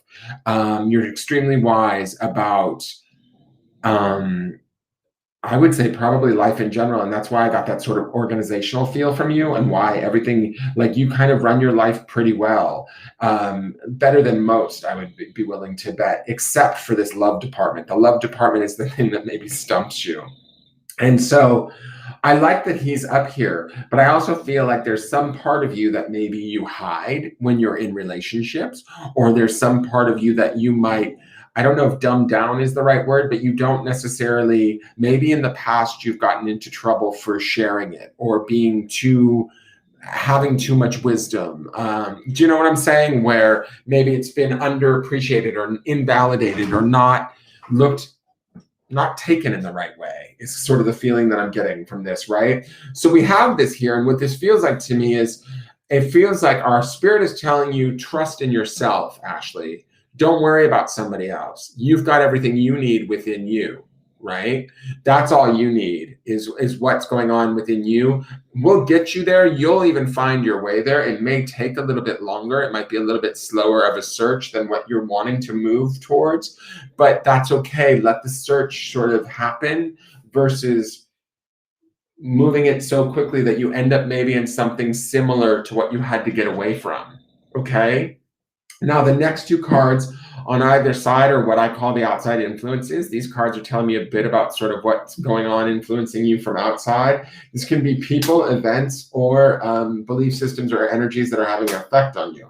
All right, I will take these. One is the Ace of Wands. The Ace of Wands could be about new desire, the idea of new prospects. There might even be somebody in the picture or coming into the picture very soon. The reason why I say that is this Chariot wants to move quickly towards it, and I like that this is here. So there is a prospect of new love coming. I will say that. The Star card is my favorite card of the deck. It is a card of peace, tranquility, calmness, nurturing. It's a card of like sort of after the disruption, everything being all right in the world. So I would say with these two things as the outside influences, I wouldn't be surprised if things feel almost set up or opportunities start to come your way where you don't have to force the Chariot to get there, just let them come to you.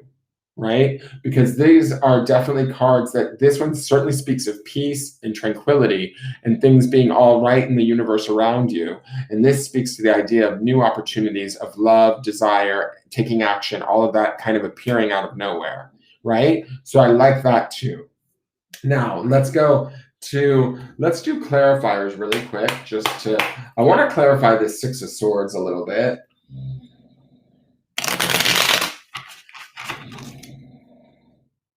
Before we do the final outcome card.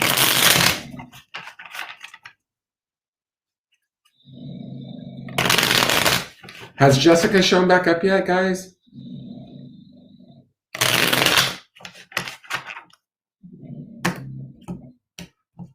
So on this Chariot, we have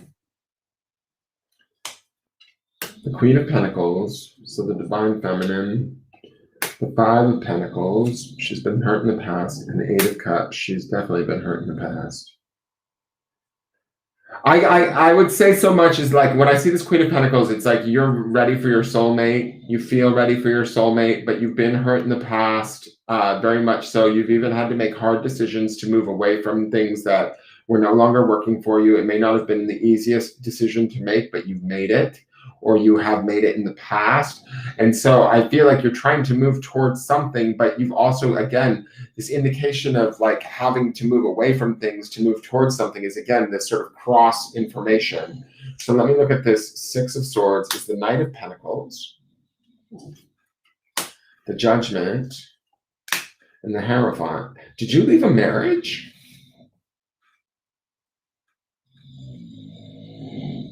I'm not so sure if you've left a marriage at some point even. The Hierophant can sometimes indicate marriage. He's also about social standing. There's two major Arcana cards down here too. You have the Judgment and the Hierophant, which makes me feel like maybe this was a very significant and important relationship. I'm not so sure that this man or whoever it was that you'd have to depart from was this Knight of Pentacles.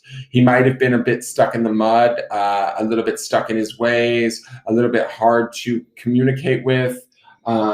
Whatever it was, he wouldn't budge, is sort of the feeling that I get. And it's interesting because with the Knight of Pentacles here and with the Queen of Pentacles here, so it makes me think that maybe at one point in time you thought he was the one.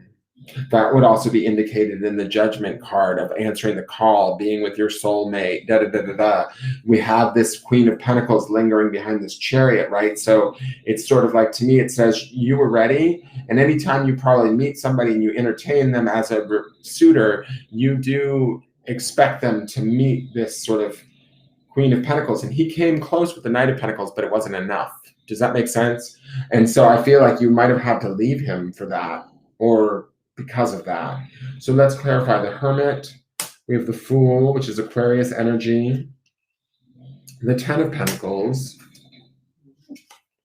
and the Page of Wands. So basically right now, I feel like your spirit is telling you that, like, by keeping an open mind, trusting yourself, trusting your own knowledge, and opening yourself up to new ideas, the world is your oyster. You can really have it all. That's the Ten of Pentacles in the center there. And the Page of Wands would be about learning about stuff, getting excited about things again, feeling renewed, rejuvenated, exuberant, all of that sort of stuff happening up here in your spirit space. I think all of this play of cards here is what's opening up the door for this Ace of Wands to show up right now, keeping a positive outlook, not letting like too much of the past hinder what's going on in the now, because there is a knowledge base within you that you need to know that you can trust. That is wiser probably than most of the guys that you've ever dated. That's my feeling. So trust that, but remain open and have fun. That's the Fool card, right? But also that's new beginnings too. That's about being open to new beginnings.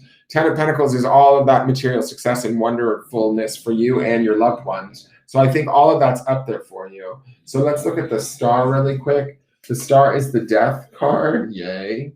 The Lovers and the Three of Pentacles. Interesting. Death would be Scorpio energy. The Star is Aquarius energy.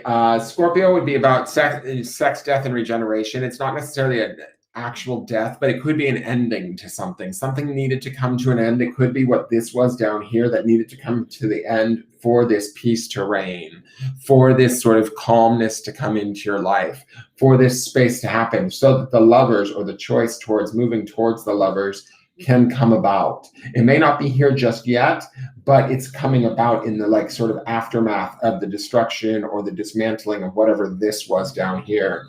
And then the Three of Pentacles is about successful collaboration in the material world, right? So to me, I like that next to this next to this Lovers card, because the Lovers can indicate like sort of star-crossed lovers. It's Gemini energy.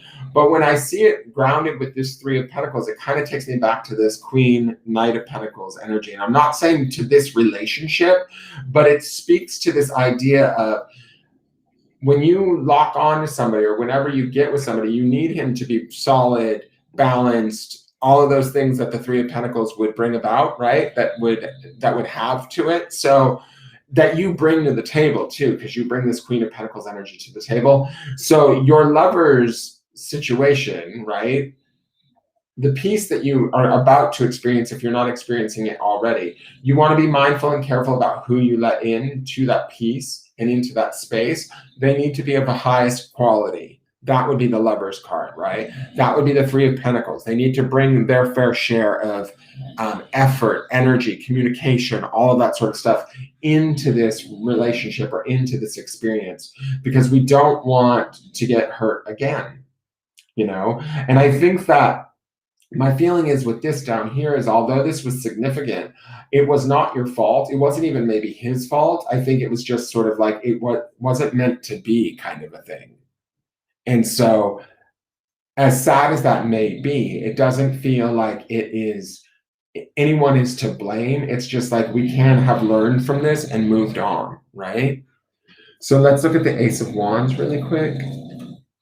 We've got the Nine of Pentacles. So you've got everything you need, Ashley. You don't even need a man. We got the Ace of Cups on the Ace of Wands. Oh shit, girl, it's coming. And the Eight of Wands.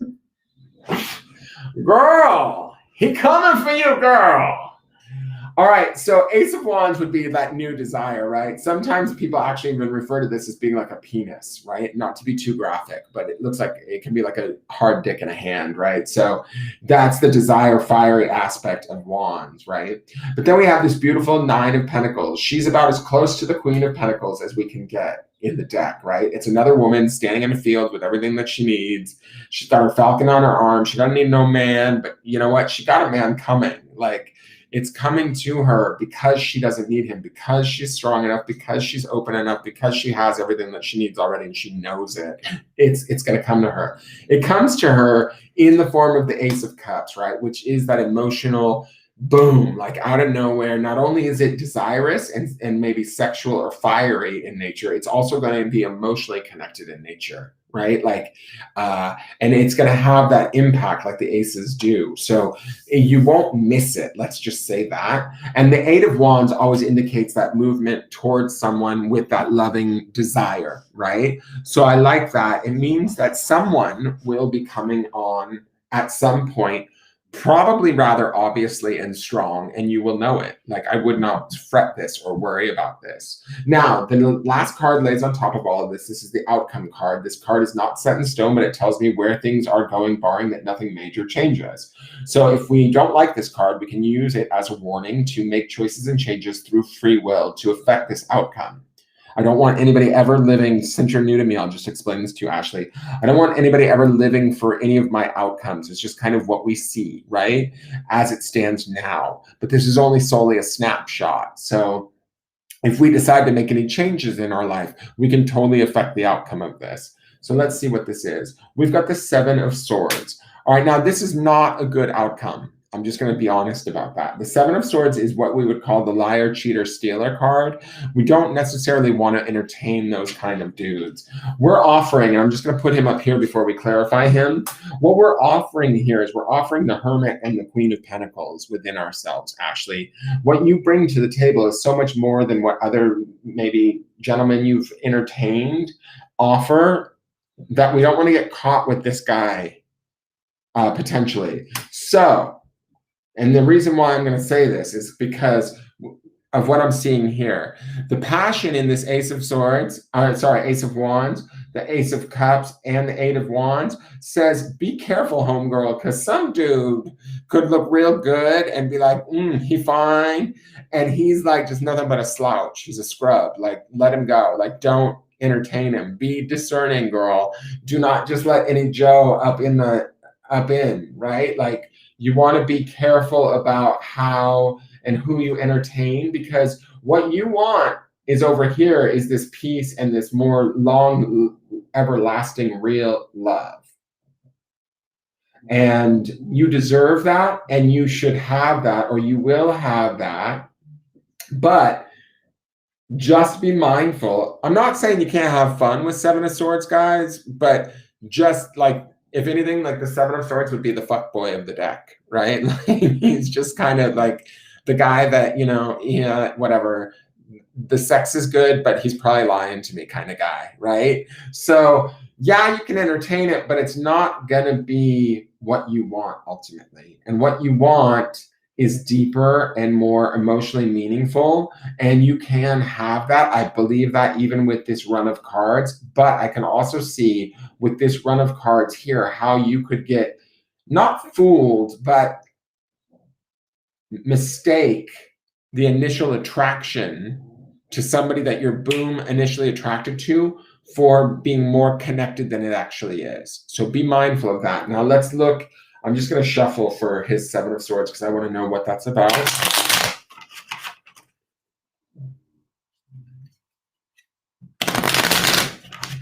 And the Seven of Swords, I will say this too. He's going to be somebody that's going to be pretty obviously not on the up and up. Like, you'll figure him out pretty quick, even if he does work his way into your world. You're like, who is this shithead? Like, you'll realize pretty fast here that he's not the one. Clean up on aisle 7. All right, let's see. We've got the Ace of Wands. It is the good dick. Okay, we got the Ace of Wands. We got the Six of Wands. And we got the Nine of Cups. Shit, those are some good cards, though. What the fuck's going on with him? What is his problem?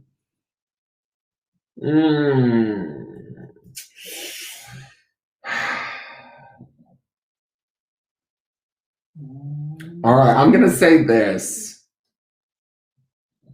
Whoever this could be careful that he doesn't have something else going on the side. That he doesn't have something else going on. I'm not, see, I don't want to tell you to entertain a Seven of Swords.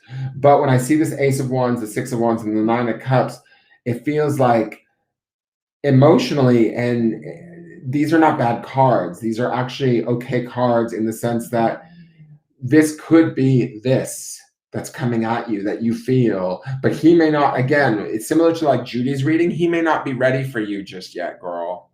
Like, in the sense that he's over here Seven of Swordsing it and goofing around and being a bit of a player maybe.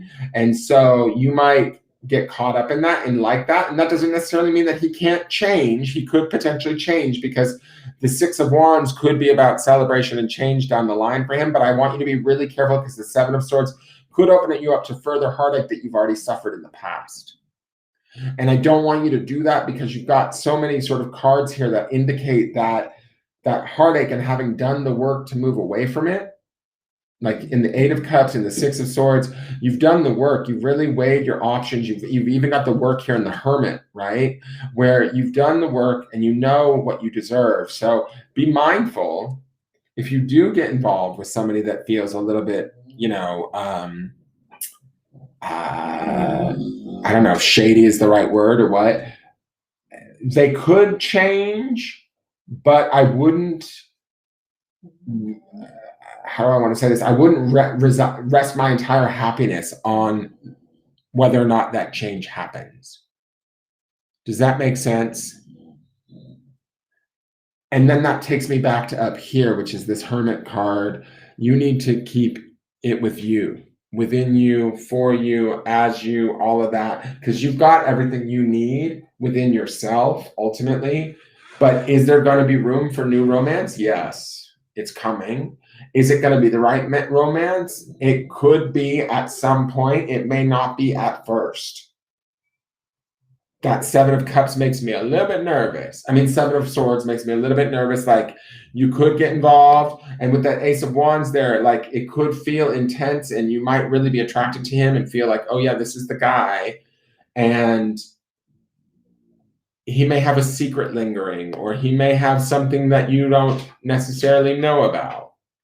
Does that make sense? And so I just want you to be potentially prepared for that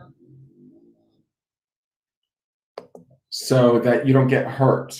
But these cards aren't necessarily wholly bad either. There is a possibility of change for him. Like, he could understand and maybe appreciate who you are and what you are. Hey, Jen Nichols. So that is your reading, your love reading in general, dear. Be on the lookout, girl. Be on the lookout.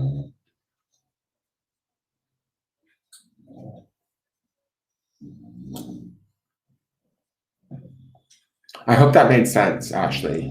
Yes, that was perfect. I've done a lot of self-love and concentrating on me. I definitely have my guard up, LOL.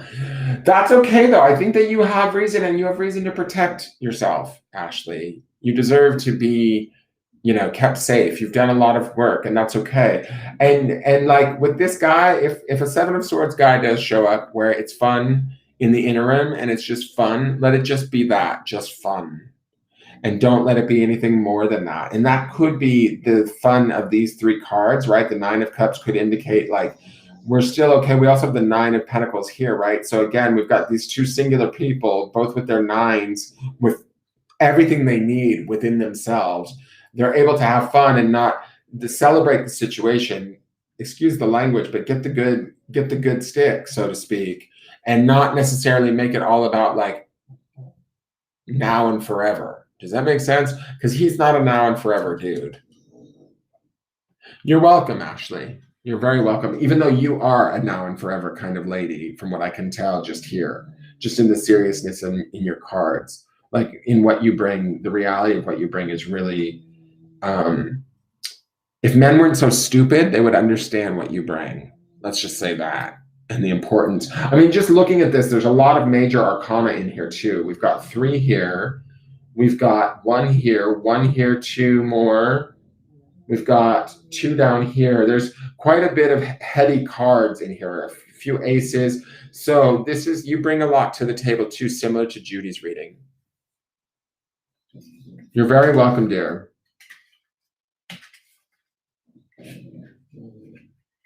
All right, guys, is Jessica Tate back yet?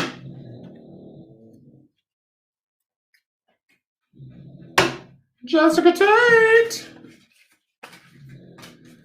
If not, I'm going to sign off and I'll just either get her on another day. She can always cash in with me, or I can just do it privately for her. She can message me and I can do it offline, private. I don't mind doing that for Jessica.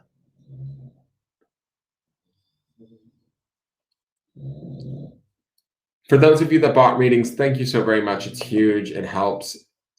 Every reading helps. Anybody interested in... She did come back? Oh, shit. Did she leave again?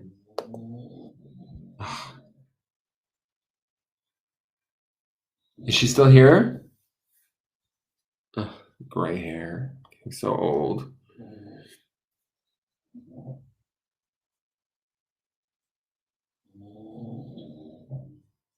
Jen Nichols, is it too late to get my March Charming? Okay, if so.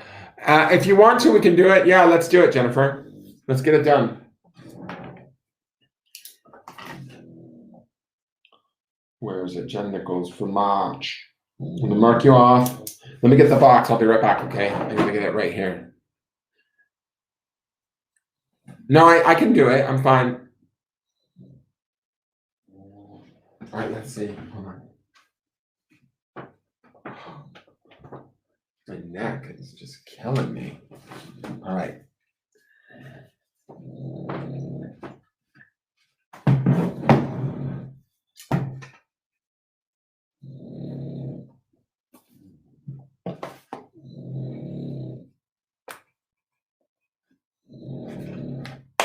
Thanks, Nancy. All right, so let me see what's going on with the camera. We're doing a past life for you, Jen. Okay, let me adjust the camera 1 second.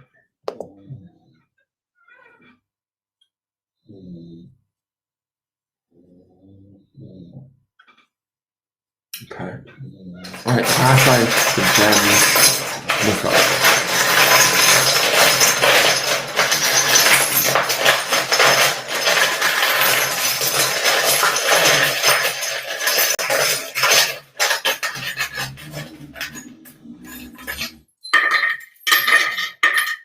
All right, let's see what we've got for Jen Nichols.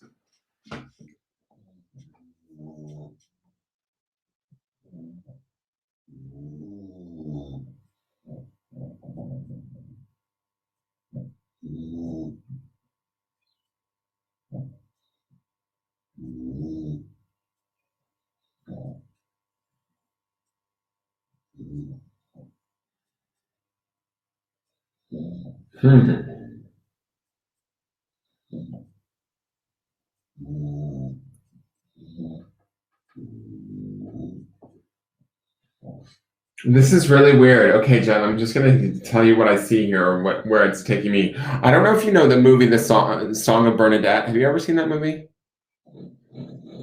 No, it's okay, Jen. I'm good. I'm fine. I am getting tired. I am gonna have to wrap it up after this. Like if Jessica Tate shows up, because she did buy a reading, but she keeps leaving the room and being tagged to come back. So after like an hour or two, I get fried. My brain starts to get fried. But I do see the story with this. So let's just do this. And I don't know if you know the movie, The Song of Bernadette, but I'm getting this weird sort of vibe about like kind of that girl, right? This Mary here, she's turned over, and I feel like this Mary is you. I feel like this is either you as a nun. I don't know why I'm getting nun vibes, maybe because it's Mary in the robes, but it takes me to that idea of having that sort of spiritual connection, right? Similar to like the young girl who saw Mary at the waterfall in Lourdes, right? That's where the Song of Bernadette is about, the movie. I believe, was she blind? I can't remember, but it's just giving me that sort of vibes, right? Now, I'll explain to you why. I feel like you were a powerful woman in the sense that there was something about you mystical or like religiously empowered about you.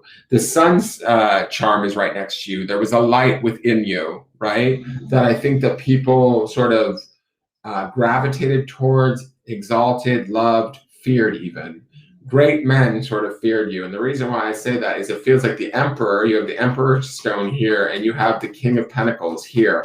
I feel like these two men sort of either dueled for you or tried to contain you in some way or shape or form, right? That's what I mean. Like she's being tamped down. Her sun is being like diminished. Her light is being diminished. What she knows or who she is being diminished. I feel like you were quite peaceful, right? Like you didn't have a bad bone in your body is this feeling that I get. That's kind of why it's taking me to the Song of Bernadette, because I feel like you almost maybe were like a young girl, like a teenager, or maybe in your 20s. Hey, don't scratch your ear. She'll get her ear all messed up. And the rooster is here, which is to me is a symbol of good luck, but it's upside down, and it's next to the bulldog, which is resting on her. And that's about the loyalty and almost being innocent in who you were. And the sun to me feels like the power of God through you, or like the light of God shining on you, from you, through you in that way. Mary being flipped over on her belly where we can't see her face front, that makes me feel like these two mofos put you away, like they hid you away. I feel like you caused some sort of disruption, or your presence could potentially cause disruption amongst the normal people, if that makes any sense. We have the owl, which is the symbol for knowledge. It's the small owl. I don't think that it's the size of the owl that matters here. I feel like it's like, this makes me feel like the youth aspect of this girl, right? Like if you had more freedoms, this owl would have grown and gotten smarter, wiser, all of that. Does that make sense? So I feel like the knowledge that you did have was maybe not a threat, but like was kept away. And then this is the giant conch shell, which is the big listen, right? To me, and it's down in where it would be the subconscious area. She was connected. You were connected to these maybe voices or internal dialogues within you that had some sort of powerful messaging to them. And for some reason, I feel like these two were threatened by you. I feel like these two were not, they worked together to sort of get rid of you or to hide you away.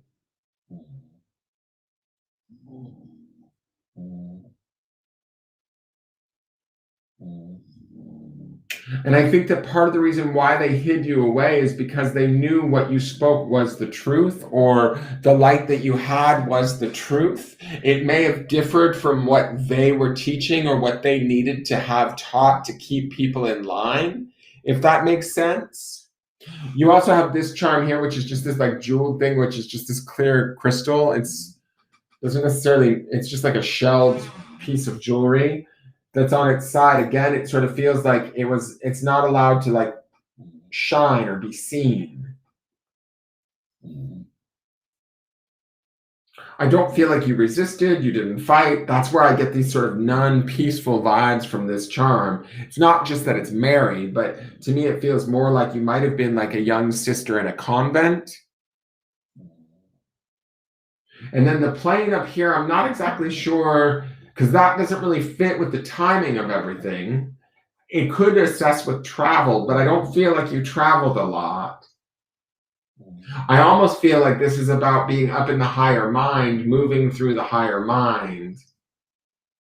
And this being like listening into the deeper subconscious, like there's connections to both the higher mind and the subconscious that allowed you to maybe travel places, even though you might have been constrained, like even though you might have been held sort of away from society or kept away from society.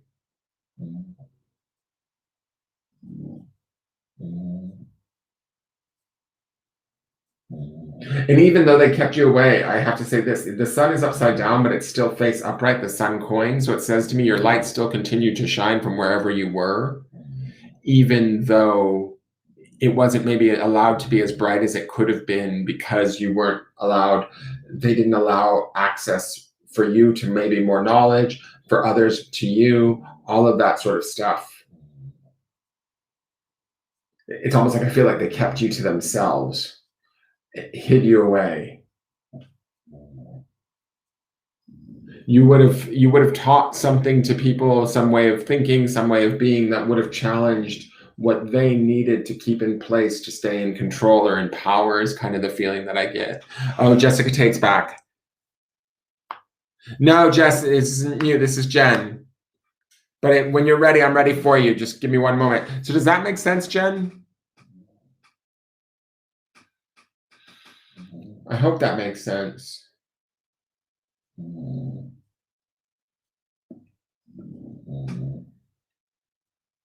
And Jessica Tate, did you want a charming or did you want cards, dear?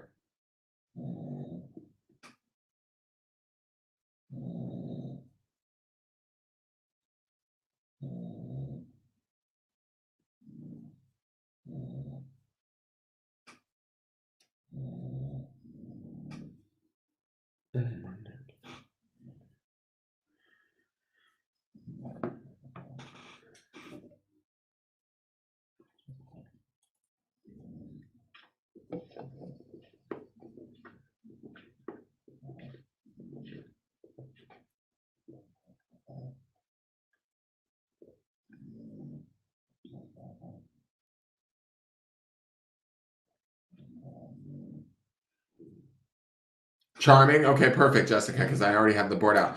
So Jen, are you there still? Let me just finish this up with Jen and I'll start yours, Jessica. I just want to make sure Jen heard all of that and got it all. And let me know, Jessica, what you wanted charmed. Like if you want a general charming or something specific.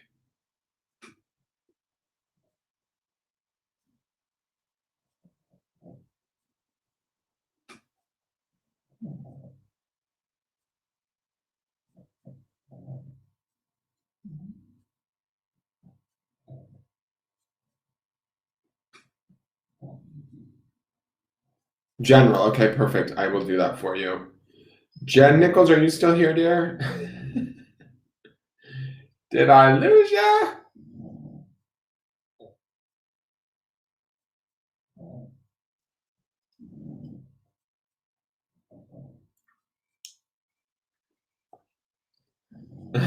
I don't know where Jen Nichols went. Maybe I can't see YouTube's. All right, I think she must have understood the idea. I hope she did. All right, I'm gonna clear the board. So general charming for Jessica Tate. Thank you for finding a charming Jessica Tate. And Jen Nichols, thank you for being a Patreon subscriber. All right, general charming for Jessica Tate. What's the Jessica Tate mean?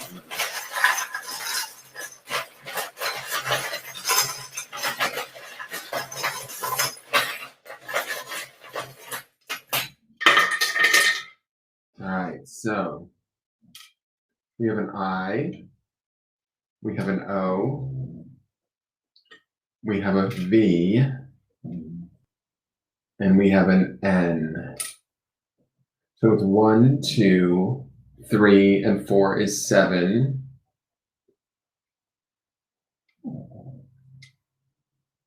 Sevens usually deal with like sort of making conscious decisions towards moving towards balance. We don't have a lot of charms here. What's going on? Let me see.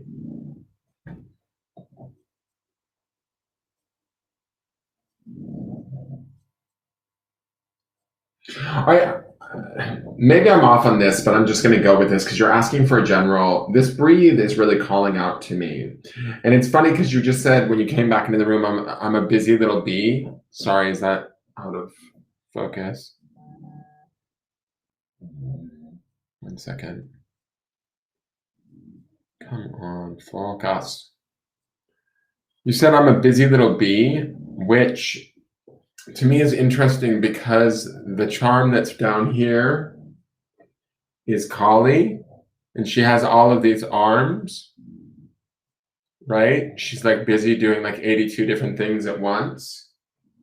And I feel like this is sort of in the past a little bit, or moving towards the past. This breathe charm is telling us to sort of get centered and breathe. But I don't know why, but I feel some sort of like a slight fear between this breathe and this book. The book would represent wisdom, knowledge, contracts, things like that. I'm not so sure if there's not something you're presently dealing with right now that's got you a little bit worried, either financially or knowledge base wise, but it's telling you to just sort of breathe, that you've been doing the work and to not worry about it. Some of this rush, go, hopefully it's leaving, because it's also drifting down into the subconscious too. So to me, it feels like it's drifting like not only in this direction, but also down. So it's moving away. So the pace that you maybe have been moving at might be slowing down, hopefully at some point. But these two things here need to kind of connect. We need to sort of find this breath or this like sort of peace with whatever is in this book, whatever is challenging us or not. I don't want to say worrying us, but I get this sort of feeling like it's something that we need to have to fix, solve, that sort of a thing. But finding that breath around it, finding that peace around it is going to help you. The 6, I'm not exactly sure what that means. And you have the 4 down here. The total would be 10, which would be a 1, which would be you. The red could indicate anger or sometimes love. Who is messaging me? Somebody's messaging me.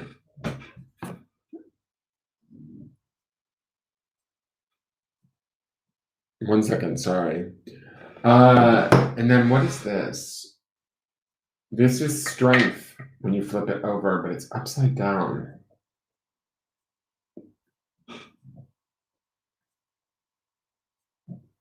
I kind of get a feeling like it feels like you're holding everything together for everyone else in an effort to maintain stuff for others. That's all of these dice, right?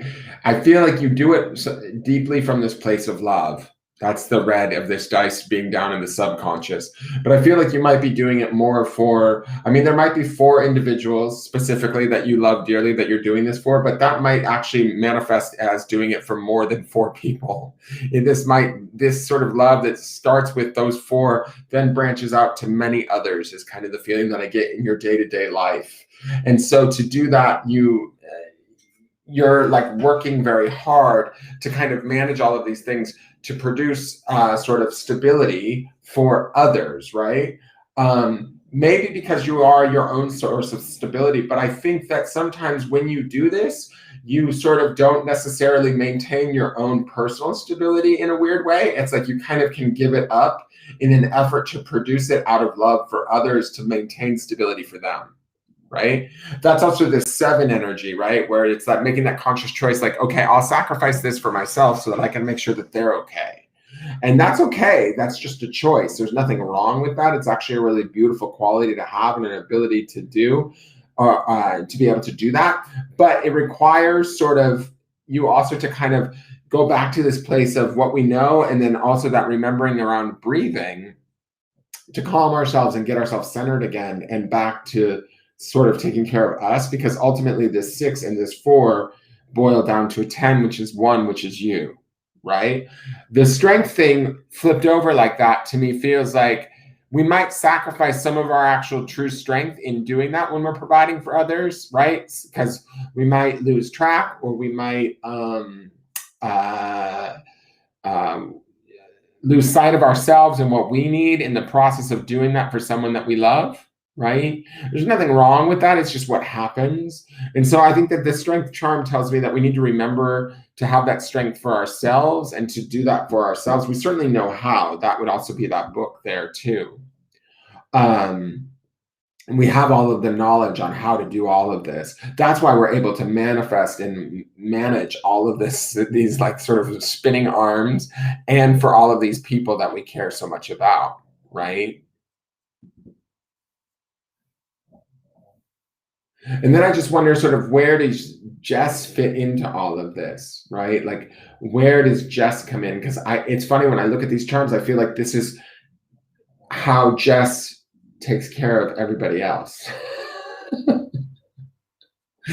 Which might be how you feel good about yourself. There's certainly people that enjoy that, right? There's nothing wrong with that. But when do we get what we want?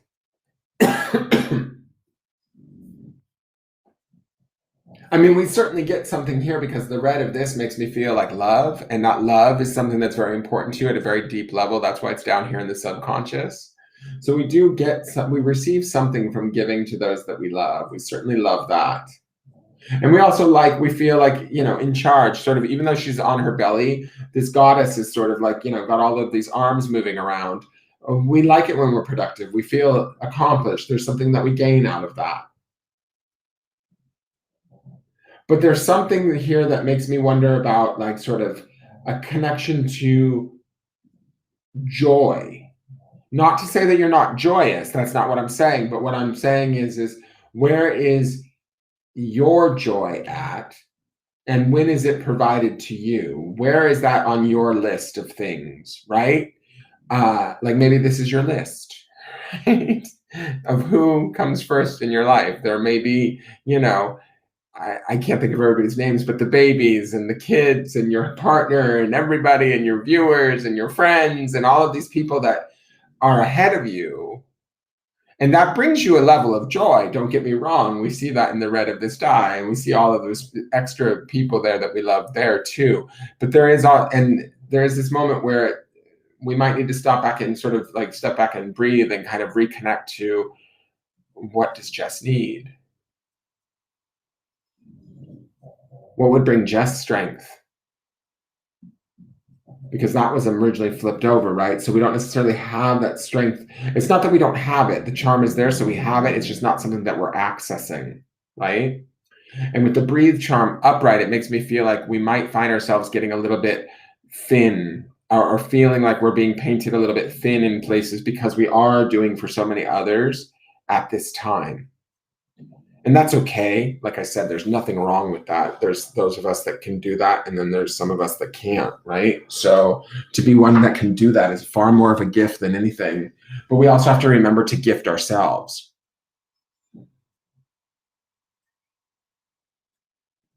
Oh, I need a warm beach. Oh, good for you. And you deserve it. And so go and enjoy it. Who can I ask, how many people are you going with to the beach? Who's going on this vacation? Is there 4 of you going? Because I feel like this 4 might be the 4 that are going. I don't know if that's true or not.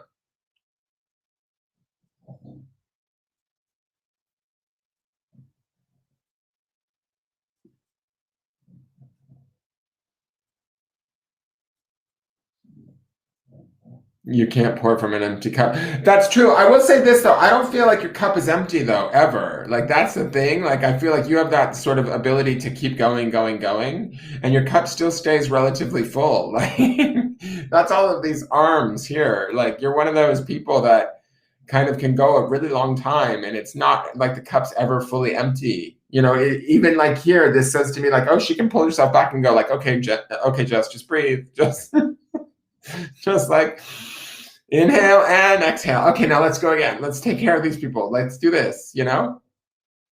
Oh, just you and your partner? Tulum will be beautiful. That's awesome. Well, that might be the exact thing you need to do is just go to Tulum, build your strength, and breathe, girl. But the 4 is my children. Okay, that's what this 4 is. It's like deep love there.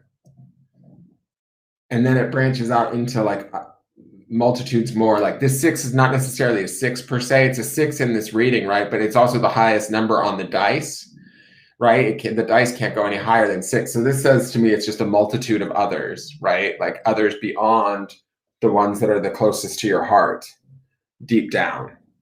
Do you see what I'm saying? So this means like it's not just, it doesn't just stop here to these 4. It goes and extends out to many more others that you probably care for, focus on, give attention to, that sort of a thing. You're welcome, Jessica. Thank you for saying that. I really appreciate that. You're Jen, wait, Jen, are you now chiming in? Wait, on which one? Jen, that wasn't yours. I'm so confused, you guys. Hey, it's 2:22. We've been on for 2 hours and 22 minutes. How perfect is that?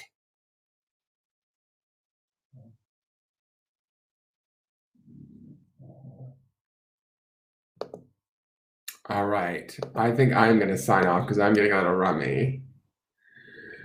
All right, you guys, thank you so much for buying Charmings and readings and stuff. I really, really appreciate it. It's been a huge help. I'm going to try and be on more often now, seeing as how I don't have a vehicle or anywhere to go and no ways of making money. So if you guys can please let others know about me. If you believe in my work and you like what I do, please share it out with other people, share it in groups, send people to my YouTube channel. Please help me in whatever ways you know how. This is something that I really want to be doing and should be doing. And now I feel like maybe potentially the universe is forcing me to do. But I just want to warn you all, I may be around a little bit more often, and that your readings are all that much more important and vital to me. So thank you so much. Thank you for supporting me and following and watching and commenting and sharing and all of that sort of stuff. I really, really appreciate it. And I will talk to you guys soon. All right, you guys, have a great night. Jess, you have a great vacation. Enjoy Tulum. It will be beautiful. The weather down there is probably gorgeous right now. And I will see you guys tomorrow morning for the forecast. All of the forecasts for the signs are up on the YouTube page. So all of your signs for the month of April are up. I just finished the water signs today. Like I said, on the Patreon page, there is a vote for the deck for the April forecasts. There's 3 decks that are up for vote. I mentioned that earlier tonight in the broadcast, so you can look for that on the Patreon page. If you're at I think the 2nd tier or higher, you can vote on which deck we use for next month. And what else do I need to let you know?